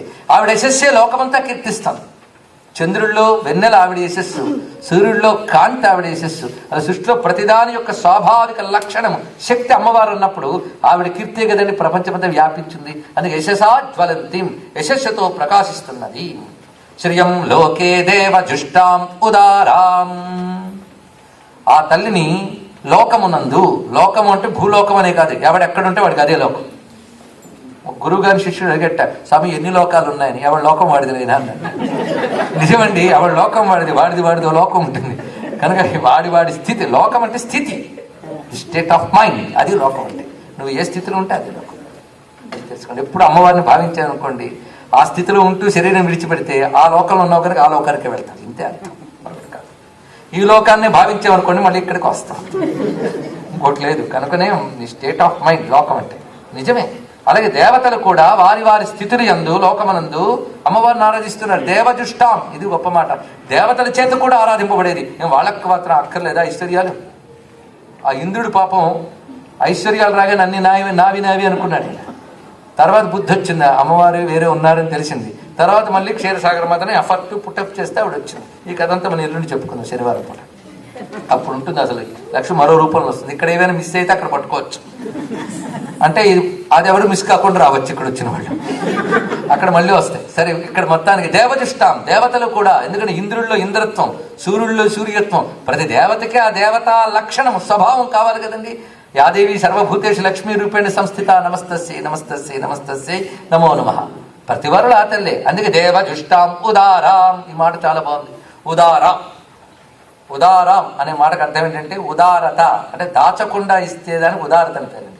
ఉదారముగా విరాళములు ఇచ్చను రాస్తూ ఉంటాం. ఉదారం అంటే దాపరికం లేకుండా హాయిగా హోల్ హార్టెడ్ గా ఫుల్ గా కావలసినంత ఇవ్వడం ఉదారం అండి. ఆవిడ ఉదారాం, ఆవిడ స్వభావమే అది కదా. ఆవిడ ఏదో ఇస్తే కొద్ది కొద్దిగా అలా ఇవ్వడం కాదు, నిండుగా పుష్టిగా సమృద్ధిగా ఇస్తుంది. ఉదారాం తాం పద్మినీమీం శరణమహం ప్రపంచే. పద్మిని అంటే వికసన శక్తి, ఇది ఒక అర్థం. పద్దులు గతవు అనే ధాతువు ప్రకారంగా పద్మిని అంటే గమన శక్తి, వ్యాపక శక్తి. అందుకే సూర్యుడికి భార్య పద్మిని. వెంటనే నాకు డౌట్ అండి, సూర్యుడికి పెళ్ళాం ఎక్కడుందండి అని వీడు బయలుదేరుతాడు అడగడానికి. భార్య అంటే విడవకుండా ఉండేది, కొడుకు కూతురు అంటే దాని నుండి వచ్చినది. వేదం మనకు అర్థం కావడానికి లాంగ్వేజ్ వాడింది, ఇదే అర్థం చేసుకోండి. ఎందుకంటే మనకు పరిచయం వీళ్ళే గనక, ఎవరు భార్యలు పిల్లలు గనక మనకు అర్థం అవ్వడానికి ఆ లాంగ్వేజ్ వాడింది వేదం. అక్కడ జాగ్రత్తగా చూడాలి. తాం పద్మిని అంటే సూర్యుడికున్న శక్తుల్లో 2 శక్తులు ఉన్నాయి. వికసింపజేసే శక్తి, గమనం చేసే శక్తి. ఎందుకంటే కాంతి ఎక్కడికైనా గమనం చేస్తుంది. అందుకు పద్దుల గతో వ్యాపక శక్తి, వికసన శక్తి, దీనికి పద్మిని అంటారు. అందుకు తాం పద్మినీమీం. ఇదేం మాట అండి? ఈం అన్నాడు. ఇక్కడ వచ్చింది అమ్మవారి బీజాక్షరం. ఈం అనేది శక్తి ప్రణవం, ఓం అనేది శివ ప్రణవం. పరబ్రహ్మను తెలియజేసేది ఓంకారం అని, శక్తిని తెలియజేసి ఈంకారం. ఈం అనేది గుప్త ప్రణవం. అందుకే ఇది కూడా తాం పద్మినీమీం అని కలిపేశాడు. అందుకే అమ్మవారి బీజాక్షరాల్లో ఈం ఉంటుంది చూడండి. శ్రీం, హ్రీం, క్లీం, వీటిలో ఈం ఉంటుంది. ఈం శక్తి బీజం. అందుకే తాం పద్మినీమీం అన్నప్పుడు ఈం అనగా శక్తి, ఇది అర్థం. తాం పద్మినీమీం శరణమహం ప్రపంచే. ఇదండి గొప్ప విషయం. నేను శరణు వేడుతున్నాను. శరణు వేడితే గాని భగవంతుడు తెలియడు. చర్చలకు దొరకడు, అహంకారాలకు దొరకడు, సంపదలకు దొరకడు, శరణాగతిగా దొరుకుతాడు. శరణ అంటే అహంకారం విడిచిపెట్టి పట్టుకోవడం. సర్వమును బలి చెప్పినంత తేలిక కాదని శరణమహం ప్రపంచే. మన Gollapudi Veeraswamy and Sons Gita Press Gorakhpur వాళ్ళ స్తోత్రాలు వస్తే శరణమహం ప్రపంచే, శరణమహం ప్రపంచే అని ఎంత ఫీల్తో అనాలన్నమాట. శరణమహం ప్రపంచే, నేను శరణు వేడుతున్నాను. శరణు వేడితేనే దొరుకుతుంది భగవంతుడు. ఎందుకంటే మనకు దొరకాల్సిన అవసరం ఆయనకి లేదు, దొరకపుచ్చుకోవాల్సిన అవసరం మనది. అందుకే శరణమహం ప్రపంచే. దేన్ని ఎలా పట్టుకోవాలి అలా పట్టుకోవాలండి, అంతే కదా. నిప్పును పట్టినట్టు నీటిని పట్టగలమా? నీటిని పట్టుకోవాలంటే కంటైనర్ పట్టుకోవాలి. నిప్పును పట్టుకోవాలంటే పట్టగారు పట్టుకోవాలి. కానీ దాంతో దీంతో దాన్ని పట్టుకుంటే తప్పు కదా. సృష్టిలో దేన్ని ఎలా డీల్ చేయాలి దాన్ని అలా డీల్ చేయాలి. భగవంతుడు అనేవాడిని డీల్ చేసే పద్ధతి శరణాగతి, మరొక పద్ధతి లేదు. అందుకు శరణాగతి. అందుకు తాం శరణమహం ప్రపంచే, శరణ వేడుతున్నాను. ఆ శరణ వేడితే ఏం జరగాలి? అలక్ష్మీర్మే నశ్యతు. ఇక్కడ చూడండి చదివేటప్పుడు, అందుకే తెలుసుకుని చదవండి. నేను ఎందుకన్నామంటే చిన్న ఉచ్చారణ లోపం వస్తే ప్రమాదం. తా పద్మినీమీం శరణమహం ప్రపంచే లక్ష్మీర్మే నశ్యతు. కలిపేనా అనాలి, లేదా హాయిగా విడదీసుకుని ప్రపంచే అలక్ష్మీర్మే నశ్యతాం అనాలి. అంతేగాని ప్రపంచే లక్ష్మీర్మే నశ్యతాం అనకూడదండి. లక్ష్మీర్మే నశ్యతాం అంటే మంత్రం కనుక వెంటనే పనిచేసేస్తుంది. ఉన్న లక్ష్మికి వస్తే ఊడిపోతుంది. సంపద నశించుగాక అని అర్థం వస్తుంది. అలక్ష్మీర్మే నశ్యతాం, అలక్ష్మి నశించుగాక. చాలా జాగ్రత్తగా ఉండాలండి. చండీ సప్సత్ ఒక ఆయన పారాయణ చేస్తూ కవచం దగ్గర భార్యాం రక్షత బదులు తొందరలో భార్యాం భక్షత అన్నాడు. కొద్ది రోజులు భార్యపోయింది. మంత్రానుకునే శక్తి అంతా. ఇది భయపెట్టడం కాదు, జాగ్రత్త పరచడం. ఇది గుర్తుపెట్టుకోండి. కొందరు అంటారు నేను ఉపన్యాసాన్ని పిలిస్తే భయపెడుతున్నాడేనండి. డాక్టర్ గారిని పిలిస్తే ఏమంటే మీరు జాగ్రత్తగా ఇలా ఉండకపోతే దెబ్బతింటారు, ఇలా ఉంటే బాగుంటారని చెప్తే డాక్టర్ భయపెడుతున్నాడు అంటారా? శాస్త్రం ఎలా ఉంటే బాగుంటుందో, ఎలా ఉంటుందో బాగుంటుందో చెప్తుంది. నీకు నచ్చేటట్టు చెప్పేది శాస్త్రం కాదు, నీకు మేలు కలిగేటట్టు చెప్పే శాస్త్రవాక్యాలు, అంతే కదా. అందుకే ఇప్పుడు కూడా ఉచ్చారణ జాగ్రత్త. అందుకే చదివేటప్పుడు ఉచ్చారణ, అర్థం తర్వాత తెలియచ్చు, ఉచ్చారణ జాగ్రత్త. ఎందుకు ఒక ఆయన అన్నాడు, ఏమండి మంత్రం మనకు అర్థం కావట్లేదు కదా రుద్రం చేసేటప్పుడు, నీకు అర్థం అక్కర్లేదు, శివుడికి అర్థమైతే చాలన్నాడు. మంత్రం అనేది మన అర్థం అవడం కాదు, మనకి దేవతని లింక్ పెట్టేది. మంత్రము దేవతని స్పందింపజేయనది, గుర్తుపెట్టుకోండి. దేవతని స్పందింపజేసేది మంత్రం.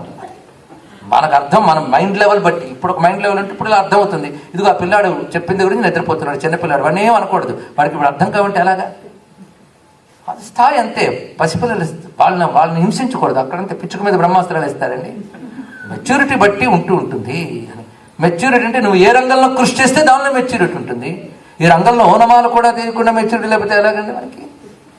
మంత్రం అంటే దేవతని స్పందింపజేయనిది, అది దేవతని ప్రేరేపించడానికి. అది ఎక్కడ మనకు అర్థంతో పని లేదు. అయితే మనకు అర్థం తెలిస్తే ఓహో దీనికి భావం ఉందని మనం ఎంత ప్రేమగా స్పందింపజేయగలం. అదే జ్ఞాత్వా కుర్వీత కర్మ అనేది శాస్త్రం చెప్తుంది. తెలిసి చేస్తే మంత్రానికి శక్తి ఎక్కువ. అందుకు కొంతమేరకు తెలుసుకోవడం, మిగిలినంతా అనుభవించి చేసి తెలుసుకోవాల్సింది. అందుకు అలక్ష్మీర్మే నశ్యతాం త్వాం వృణే. అమ్మా నిన్ను నేను వరిస్తున్నాను. వరిస్తున్నా అంటే అర్థం ఏంటి? నిన్ను నేను గొప్పదానిగా తలంచి శరణమహం ప్రపంచే, అదే అనమాట ఇక్కడ అర్థం. ఆదిత్యవర్ణే తపసో దిజాతో వనస్పతిస్తవ వృక్షోద బిల్వః తస్య ఫలాని తపసానుదంతు మాయాంతరాయాశ్చ బాహ్యా అలక్ష్మీ. ఆదిత్యవర్ణే, ఇక్కడ అమ్మవారిని ఎలా సంబోధించారో చూడండి. ఆదిత్యుని వెలుగు కలదానా అంటే ఇందాక హిరణ్యవర్ణం ఆదిత్యవర్ణమే.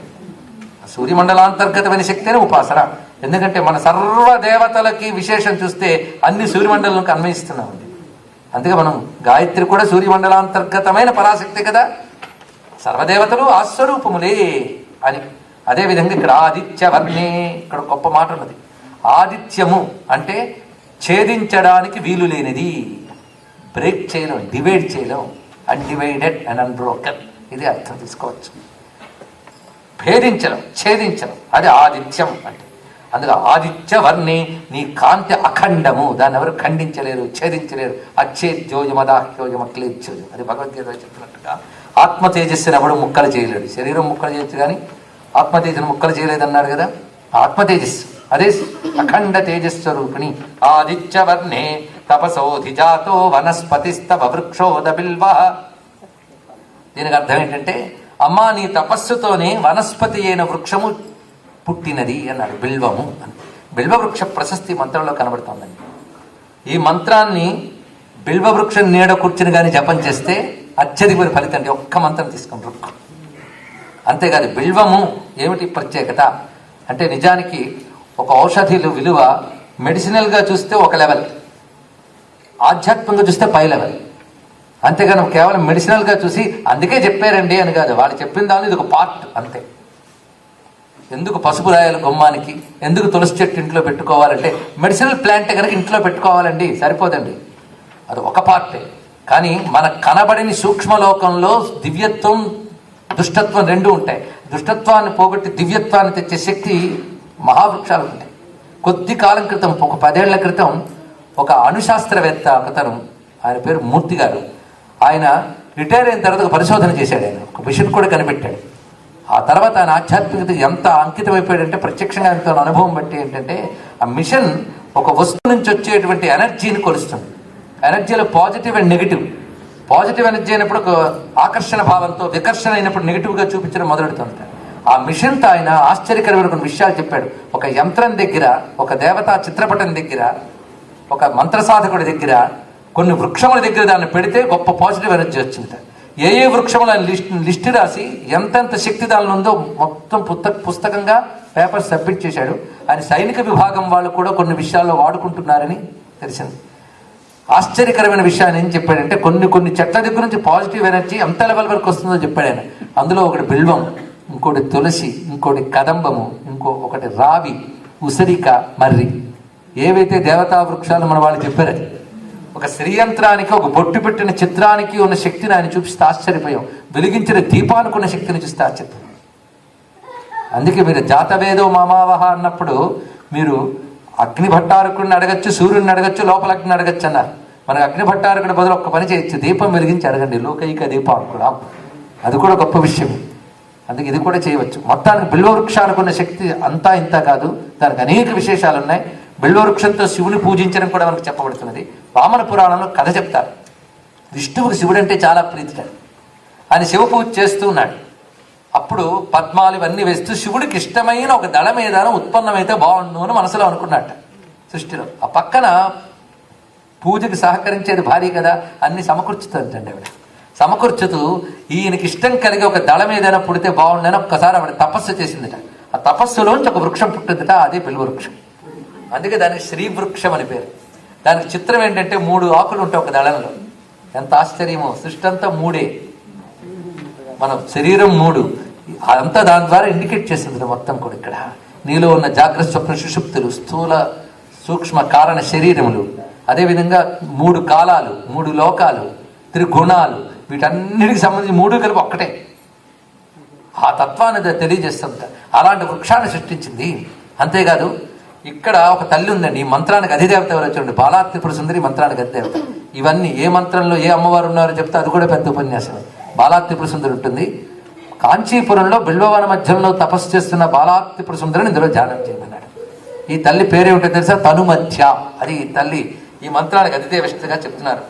కనుక తస్య ఫలాని తపసా నుదంతు మాయాంతరాయాశ్చ బాహ్య అలక్ష్మీ. ఆ వృక్షోధ బిల్వ, ఆ బిల్వవృక్ష సమీపంలో చేసిన సాధన వలన బిల్వస్వరూపమైన అమ్మవారు, అంటే అమ్మవారి యొక్క వృక్షరూపం, ఆ బిల్వస్వరూపమైన అమ్మవారు మా యొక్క మాయలని అలక్ష్మిని బయటకు తొయ్యుగాక. మాయాంతరాయాశ్చ బాహ్య అలక్ష్మి. నా లోపలున్న మాయని, బయటున్న అలక్ష్మిని. బయటున్న దరిద్రాలు, లోపలున్న దరిద్రాలు. లోపల దరిద్రం భావదారిద్ర్యం అంటారు. అంటే ఆ లోపల ఉన్న మాయ అనబడే దారిద్ర్యం. మాయ అంటే ఒక్కటే, ఒక అర్థం తీసుకుంటే చాలు. ఒకటి ఈశ్వర శక్తి అని ఒక అర్థం, రెండవది అంతా ఈశ్వరమయమైనా గుర్తించలేని అజ్ఞానాన్ని మాయ. ఆ మాయను ఆవిడ తొలగించాలి, అలక్ష్మిని ఆవిడ తొలగించాలి. అందుకే మాయ శబ్దానికి ఇది అర్థం. అలక్ష్మి మాయ ఈ రెండు తొలగితే ఇంకేం కావాలండి? అలక్ష్మి తొలగితే లోకయాత్ర బాగుంటుంది, మాయ తొలగితే పరమార్థం బాగుంటుంది. ఈ రెండూ తొలగించుగా కానీ మాయాంతరాశ్యాచ బాహ్య అలక్ష్మి ఉపైతు మాం దేవ సఖ కీర్తిశ్చ మణినాశ ప్రాదుర్భూతోస్మి రాష్ట్రేస్మిన్ కీర్తి వృద్ధిం దదాతు మే. మనకి సమయం 7 గంటల నుంచి 9 గంటలు అనుకున్నాం, అంటే నాకు 2 గంటలు, కానీ ప్రారంభించి 7:30 దాటింది. కానీ 2 గంటలు తీసుకుంటే కానీ సబ్జెక్ట్ అవ్వదు. అంత కాకపోయినా ఒక 10 నిమిషాలు మీరు ఓపిక పడితే సబ్జెక్ట్ పూర్తి చేస్తారు. లేదా దీన్ని రేపో మాపో కొనసాగించమంటే కొనసాగిస్తారు. మీకు ఓపిక ఉందా? శ్రీ సూక్తం పూర్తి చేసేద్దామా? సరే. ఉపైతు మాం దేవ సఖ కీర్తిశ్చ మణినాశ ప్రాదుర్భూతోస్మి రాష్ట్రేస్మిన్ కీర్తి వృద్ధిం దదాతు మే. దీనికి కూడా ముందు బాహ్యార్థం చూస్తే ప్రాదుర్భూతోస్మి రాష్ట్రేస్మిన్ అంటే ఈ రాజ్యంలో పుట్టిన నాకు కీర్తిని వృద్ధిని, వృద్ధి అంటే సమృద్ధి, పెంపు, ఇప్పుడున్న దానికంటే ఇంకా పై స్థితి కావాలి, ఈ రెండింటినీ నాకు ఇచ్చుగాక. ఎవరు? అమ్మవారు. అయితే ఉపైతు మాం దేవ సఖ, దేవసఖుడు నా దగ్గరికి వచ్చుగాక. ఎలా రావాలి? కీర్తిశ్చ మణినాశ, కీర్తితో మణితో వచ్చుగాక అన్నాడు. ఈ మాట చూడండి. ఇక్కడ దేవసఖుడు అంటే కుబేరుడు. ఎవరికైనా ఫైనాన్స్ డిపార్ట్మెంట్ చాలా ఇష్టంగా ఉంటుంది. అందుకే దేవతలకు కూడా ఇష్టమైన వాడు అంటే కుబేరుడు, ఫైనాన్షియల్ డిపార్ట్మెంట్ ఆయన. అందుకే దేవసఖుడు ఆయన కుబేరుడు. ఉపైతు మాం, నా దగ్గరికి వచ్చుగాక అన్నాడు. ఆయన సంపదలు మనకిస్తూ మన దగ్గర ఉండాలి కుబేరుడు. కుబేరు లక్ష్మి అనే మంత్రశక్తి ఇందులో ఉందండి. ధన విషయంలో దరిద్రం ఉన్న వాళ్ళు దీన్ని గట్టిగా పట్టుకుంటే సరిపోతుంది ఇక్కడ.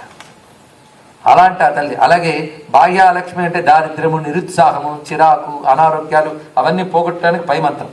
ఈ మంత్రం మనకి సంపదలు ఇవ్వడానికి. అందుకే కుబేరుడు, దేవసఖుడు అంటే కుబేరుడు. మణినాశః, మణితో పాటు రావాలన్నాడు. మణి అంటే చింతామణి.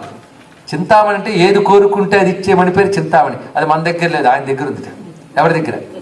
కుబేరుడి దగ్గర. ఆయన మణిపట్టుకు రావాలి. అంటే ఉట్టి ఆయన వస్తే నాకేం లాభం? మళ్ళీ ఏదైనా అడిగితే తెచ్చుకొస్తావు నుండి వెళ్తే మళ్ళీ ఎప్పుడు వస్తాడే ఉంటాడు. అసలు బిజీ పర్సన్, దొరికినప్పుడు అన్నిటితో రావాలి ఆయన. అందుకే మణినాశః, మణితో పాటు రావాలి. కీర్తి కూడా కావాలి అన్నారు ఇక్కడ. లక్ష్మి యొక్క స్వరూపాలు కీర్తి, లజ్జ, ధనము, ఇవన్నీ అమ్మవారి రూపాలు. అంటే ప్రతివాడు కీర్తి కోరుకుంటాడు. అంటే తను చేసిన పని 10 మంది గుర్తించాలనుకోవడమే కీర్తి, ఏమిటో కాదు. కోరుకోని వాడేవాడు వాడు రంజులో వాడు ప్రతివాడు కోరుకుంటాడు కీర్తి. అది కావాలి. ఇప్పుడు కోరుకున్నవి తీర్చగలిగే చింతామణి ఇవి పట్టుకుని కుబేరుడు రావాలి అన్నాడు. అని అమ్మవారిని అడగాలి. ఎందుకంటే కుబేరుడు అమ్మవారి దాసుడు. ఆ పరమేశ్వరునికి తపస్సు చేస్తే ఆయనకి నీకు లక్ష్మీ అనుగ్రహం లభించుగా. కంటే లక్ష్మీదేవి ఈ ధనం ఎవరికి పంచాలో ఏమిటో నేను నిర్ణయిస్తాను, వాడికి నువ్వు తీసుకెళ్ళాలి, చేర్చాలి పెట్టినవి కుబేరుణ్ణి. అందుకో కుబేరుణ్ణి ఇక్కడ చూపించారు. క్షుత్పిపాశామలాన్ జ్యేష్ఠామలక్ష్మీర్నాశయామ్యహం అభూతిమసమృద్ధించ సర్వాన్ నిర్నుదమే గృహాత్. ఈ మంత్రం ఎంత బాగా చెప్పాడు చూడండి. క్షుత్తు, పిపాస ఇవన్నీ దరిద్ర లక్షణాలు. ఆకలి, దాహం అంటే ఆరోగ్య లక్షణం అదే, తీరకపోతే దరిద్రం. క్షుత్పిపాశామలాన్ జ్యేష్ఠామలక్ష్మీర్నాశయామ్యహం, జ్యేష్ఠ అయిన అలక్ష్మిని నేను పోగొడతాను అన్నాడు ఇక్కడ. ఈ మాట నేను పోగొడతాను, నేనే పోగొట్టుకుంటాను జ్యేష్ఠ అయిన అలక్ష్మిని. జ్యేష్ఠాదేవిని మాట విన్నారు కదా, పెద్దమ్మ. తెలుగులో మంచి మాట. జ్యేష్ఠాదేవి అంటే పెద్దమ్మ, అంటే అలక్ష్మి, దరిద్ర దేవతని అలక్ష్మి. దరిద్రాన్ని కూడా దేవతగా చెప్పారు. అంత గొప్ప విషయం చూడండి. అంటే అందుకే చెప్తారు శాస్త్రంలో ఏమిటనంటే, పాపాత్ముల దగ్గర జ్యేష్ఠాదేవి గాను, పుణ్యాత్ముల దేవి దగ్గర లక్ష్మీదేవి గాను ఉంటుంది ఒకే శక్తి. అంటే వారి వారి కర్మలకు ఫలంగా ఇది శాస్త్రం చెప్తున్నది. అయితే జ్యేష్ఠ అని ఎందుకన్నారు ఇది చూడండి. మనం దరిద్రంలో బాధపడుతున్నాం, అది పోగొట్టి ఐశ్వర్యం కావాలన్నాం, అంటే ఐశ్వర్యం వచ్చింది. ఐశ్వర్యం రాకముందేముంది? అలక్ష్మి. దరిద్రం ఉంది కదా, అంటే దరిద్రం ముందుందా సంపద ముందుందా? ముందు దరిద్రం ఉంది, దరిద్రం తర్వాత సంపద వచ్చింది కదా. కానీ దరిద్రం అక్కగారు, సంపద చెల్లెలు అన్నారు ఇక్కడ. అదే అర్థం. అందుకు జ్యేష్ఠ అన్నారు. నువ్వు ఈ జ్ఞానము, ఈ ఐశ్వర్యము పొందక ముందు ఉన్నది. ఎందుకంటే మనం ఏదైనా అడుగుతున్నామంటే అంతకు ముందు అది లేదు కనుక కదా. అది లేమి అనేది జ్యేష్ఠ, తర్వాత వచ్చింది లక్ష్మి. అది చెప్పడం అన్నమాట. అందుకే జ్యేష్ఠ అదే ఎందుకన్నారు ఇప్పుడు తెలిసింది కదా. అది పెద్దమ్మ అంటే అర్థం. మన అజ్ఞానంతో ఉన్నాం, మోక్షం కోసం ప్రయత్నిస్తున్నాం, కానీ ముందున్నది మంది అజ్ఞానం, తర్వాత అది వస్తుంది. కానీ ఈ జ్యేష్ఠ పోగొట్టుగాక. చిత్రం ఏంటంటే ఈ మంత్రం విశేషం రెండో మంత్రం అర్థం చెప్పి చెప్తారు. అభూతిం అసమృద్ధించ సర్వా నిర్నుదమే గృహాత్. ఈ మంత్రం చదివితే ఆ ఇంట్లో ఎప్పుడు దరిద్రం ఉంది. అభూతి అసమృద్ధి. అభూతి అంటే భూతి అంటే ఐశ్వర్యం, అభూతి అంటే ఐశ్వర్యము లేకపోవుట దరిద్రము. అసమృద్ధి ఉన్నాయి కానీ తగినంత లేవు. సమృద్ధి అంటే పుష్టిగా ఉండాలి ఏదున్నా. అసమృద్ధి అంటే సరిగ్గా లేకపోవడం, తగినంత లేకపోవడం. ఈ తగినంత లేకపోవడాన్ని, దరిద్రాన్ని ఆ తల్లి నా ఇంటి నుంచి వెళ్ళగొట్టుగాక. సర్వా నిర్నుద మే గృహాత్, నా ఇంటి నుంచి వెళ్ళగొట్టుగాక. పై మాటలు ఏం చెప్తున్నాడు చూడండి. జ్యేష్ఠ అయిన లక్ష్మిని నేను నశింపజేసుకుంటాను, అభూతిని అసమృద్ధిని అమ్మ తొలగించుగాక. అంటే ఊరికి అన్ని ఆవిడని అడిగేయడం కాదు, నువ్వు కొంత చెయ్యాలి. నువ్వు ముందు కొంత చేస్తే తర్వాత అది. అరటిపండు ఒలిచినట్టు చెప్పాడండి అంటారు కొందరు. నాకేం అర్థం కాలేదండి. వాడు అరటిపండు నోట్లో పెట్టినా కొరకడు వాడు. ఇంకేం చేస్తామండి, వాళ్ళు అంత చేసినా నువ్వు కొంత చేయాలి, ఏది లేకపోతే ఏది జరగదు. అది అర్థం. అవతల వాడు చెయ్యూతనివ్వడానికి రెడీవే, కానీ నువ్వు చెయ్యెత్తి అందివ్వాలిగా. ఇదంటే ఎఫర్ట్ ఉండాలి. నీ ఎఫర్ట్ ముందు, తర్వాత ఈశ్వరుని అడుగు. అందుకు ముందేమన్నాడు, అలక్ష్మణి నేను పోగొట్టుకుంటాను, ఆ తల్లి నా అభూతిని అసమృద్ధిని పోగొట్టుగాక. అందుకే లోకంలో ఒక మాట చెప్తారు, ఏ సిద్ధి రావాలన్నా రెండు ఉండాలట, కర్మాధీనం దైవాధీనం. గుర్తుపెట్టుకోండి, కర్మాధీనం దైవాధీనం. కర్మ యువర్ ఎఫర్ట్, ఫస్ట్ నువ్వు ఎఫర్ట్ చేయి. నీ ఎఫర్ట్ ఉన్న ఆయన అనుగ్రహం లేకపోతే ఏం చేయలేవు, ఆయన అనుగ్రహం ఉన్న నీ ఎఫర్ట్ లేకపోతే ఏది జరగదు. అందుకు రెండు ఉండాలి. అందుకే రామకృష్ణ పరమహంస గొప్ప మాట చెప్పారు, అయ్యా ఈశ్వరానుగ్రహం ఉండాలా, మనకు ప్రయత్నం ఉండాలా అంటే బట్ట కత్తిరించడానికి కత్తెరలో రెండు కత్తెరలు ఉంటాయి కదా, రెండు కత్తులు ఏ కత్తి పనిచేసింది అని అడిగాడు. కత్తెర వాటి రెండు ఉంటాయి, రెండు పనిచేసాడు. అలాగే రెండు పనిచేయాలి ఆయన అని చెప్పాడు అద్భుతంగా. అందుకని ఈశ్వరానుగ్రహం ఉండాలి, నీ ఎఫర్ట్ ఉండాలి. నీ ఎఫర్ట్ నాశయామ్యం, నేనంటూ ప్రయత్నిస్తాను. దరిద్రం పోగొట్టు. మనకు తెల్లవారుజామున లేవాలి, ఇల్లంతా పరిశుభ్రంగా ఉంచుకోవాలి, లక్ష్మీదేవి ఉండాలంటే. అవన్నీ చేయకుండా ఎప్పుడో 12 వరకు పడుకుని దేభ్యంగా తిరుగుతూ లక్ష్మీదేవి అనుగ్రహించు కాకంటే అనుగ్రహించు. నువ్వు ముందు నువ్వు నెగిటివ్స్ తొలగించుకోవడానికి నీ ఎఫర్ట్, నీ ప్రయత్నం నువ్వు చేయి. నువ్వు మంచి నడవడికి అలవాటు చేసుకో, మంచి సాధనలు చేయి, మంచి లక్షణాలతో ప్రవర్తించు. అప్పుడు నువ్వు అడుగు. ఆకలి దప్పికలు తీసుకోవడం నీ ప్రయత్నం నువ్వు చేయాలి, నీ కృషి నువ్వు చేయాలి. అది క్షుత్పిపాశామలాంజేష్టామలక్ష్మి నాశయామ్యహం. నేను నా ప్రయత్నంతో నా ఆకలి దప్పికలు తీర్చుకోవడానికి, దరిద్రం తొలగించడం నా ప్రయత్నం నేను చేస్తాను. తల్లి నువ్వు అనుగ్రహించి నాకు అభూతి రసబుద్ధిని తొలగించు. ఎంత గొప్పగా చెప్పాడు. గంధద్వారాందురాధర్షాం నిత్య పుష్టాంకరీషిణీం ఈశ్వరీం సర్వభూతానాం తామిహోపహ్వయే శ్రియం. గంధద్వారా, ఇది భూదేవికి సంబంధించిన మంత్రం అండి. భూదేవి గంధవతి. ఒక్కొక్క పంచభూతాల్లో ఒక్కొక్క దానికి ఒక్కొక్క గుణం కదా. భూమికున్న గుణం గంధం అంటారు. అందుకే ద్వారం అంటే ముఖ్యము అని అర్థం. గంధద్వారం, గంధం అనే ముఖ్య లక్షణం కలిగిన భూమి. దురాధర్షాం, ఇది చాలా గట్టిగా ఉంటుంది. అందుకే ఎవరు కూడా భూమిని చేర్చి పారేయలేరు. అందుకే దురాధర్షాం అంటే ఎవరు కొట్టడానికి వీల్లేని గట్టితనంతో ఉన్నది అని అర్థం. గంధద్వారాం దురాధర్షాం నిత్య పుష్టాం. ఎంత తల్లండి, యుగాల నుండి పడి తింటున్న భూమి మీద అయినా ఇంకా ఇస్తూనే ఉంది ఈ తల్లి. అందుకే వసుంధర ఉదారాంగీం అని ఈ తల్లిని చెప్తున్నాం కదా. నిత్యపుష్టాం కరీషిణి, ఈ తల్లికి ఇష్టమైనవి ఏంటో చెప్తున్నాడు. కరీషిణీం అనే మాటకి ఆవు పేడ రూపంతో ఉన్నది అని అర్థం. ఆవు పేడ అమ్మవారా, ఎంత గొప్ప మాట. ఈ మధ్య హైదరాబాద్లో హయత్ నగర్ ప్రాంతంలో కేవలం ఆవు పేడతో, ఆవు మూత్రంతో పంటలు పండించి ఆరోగ్యకరమైన ఆర్గానిక్ ఉత్పత్తులు తెచ్చేట ఒక రైతు. మొత్తం 22 దేశాల వాళ్ళు వచ్చి ఆయనకు ఇంటర్వ్యూ చేశారండి. భూదేవికి సంతోషం ఏంటంటే గోవులు నడుస్తూ ఉంటే సంతోషం అంట. ఆ గోవు పేడ అంటే భూదేవికి అంత సంతోషం. మహాభారతంలో కథ ఉంది అది. ఇక్కడ ఒకసారి అమ్మవారు వెళ్ళారట గోవు దగ్గరికి. గోవు అంటే సర్వదేవతాత్మిక. నాకు నీ దగ్గర ఉండాలనుంది, చోటిస్తావా అంటే నో వేకెన్సీ అందుకు. గోవు సర్వదేవతలు నాలో ఉన్నారు, ఇక్కడ చోట్లేదంటే ఇప్పుడు నీ పేడలో ఉంటారు. అంటే కథలో ఉద్దేశం ఏంటంటే గోవు పేడలో ఐశ్వర్య శక్తి ఉన్నది అన్నారు ఇక్కడ. అందుకు మన వాళ్ళు గోవు పేడతో కల్లాపి చల్లడం, గోవు పేడ పిడకలు పెట్టడం, అగ్నిహోత్రం దగ్గర కూడా గోవు పేడ పిడకలు. అది చెప్పాలంటే పెద్ద విజ్ఞానం. మొత్తాన్ని కరీషిణి అనే మాటకి ఇదే అర్థం. ఈశ్వరీం సర్వభూతానాం, సర్వభూతములు కాదు ఈశ్వరి. ఈశ్వరి అంటే నియామకురాలు, రూలర్ అండ్ కంట్రోలర్. ఇది అర్థం ఇక్కడ. సర్వభూతానాం ఈశ్వరీం. అలాంటి తల్లిని ఉపహ్వయే శ్రియం, ఉపాసన చేస్తున్నాను. ఇందులో ఉన్న రహస్యం మనకు చూడండి.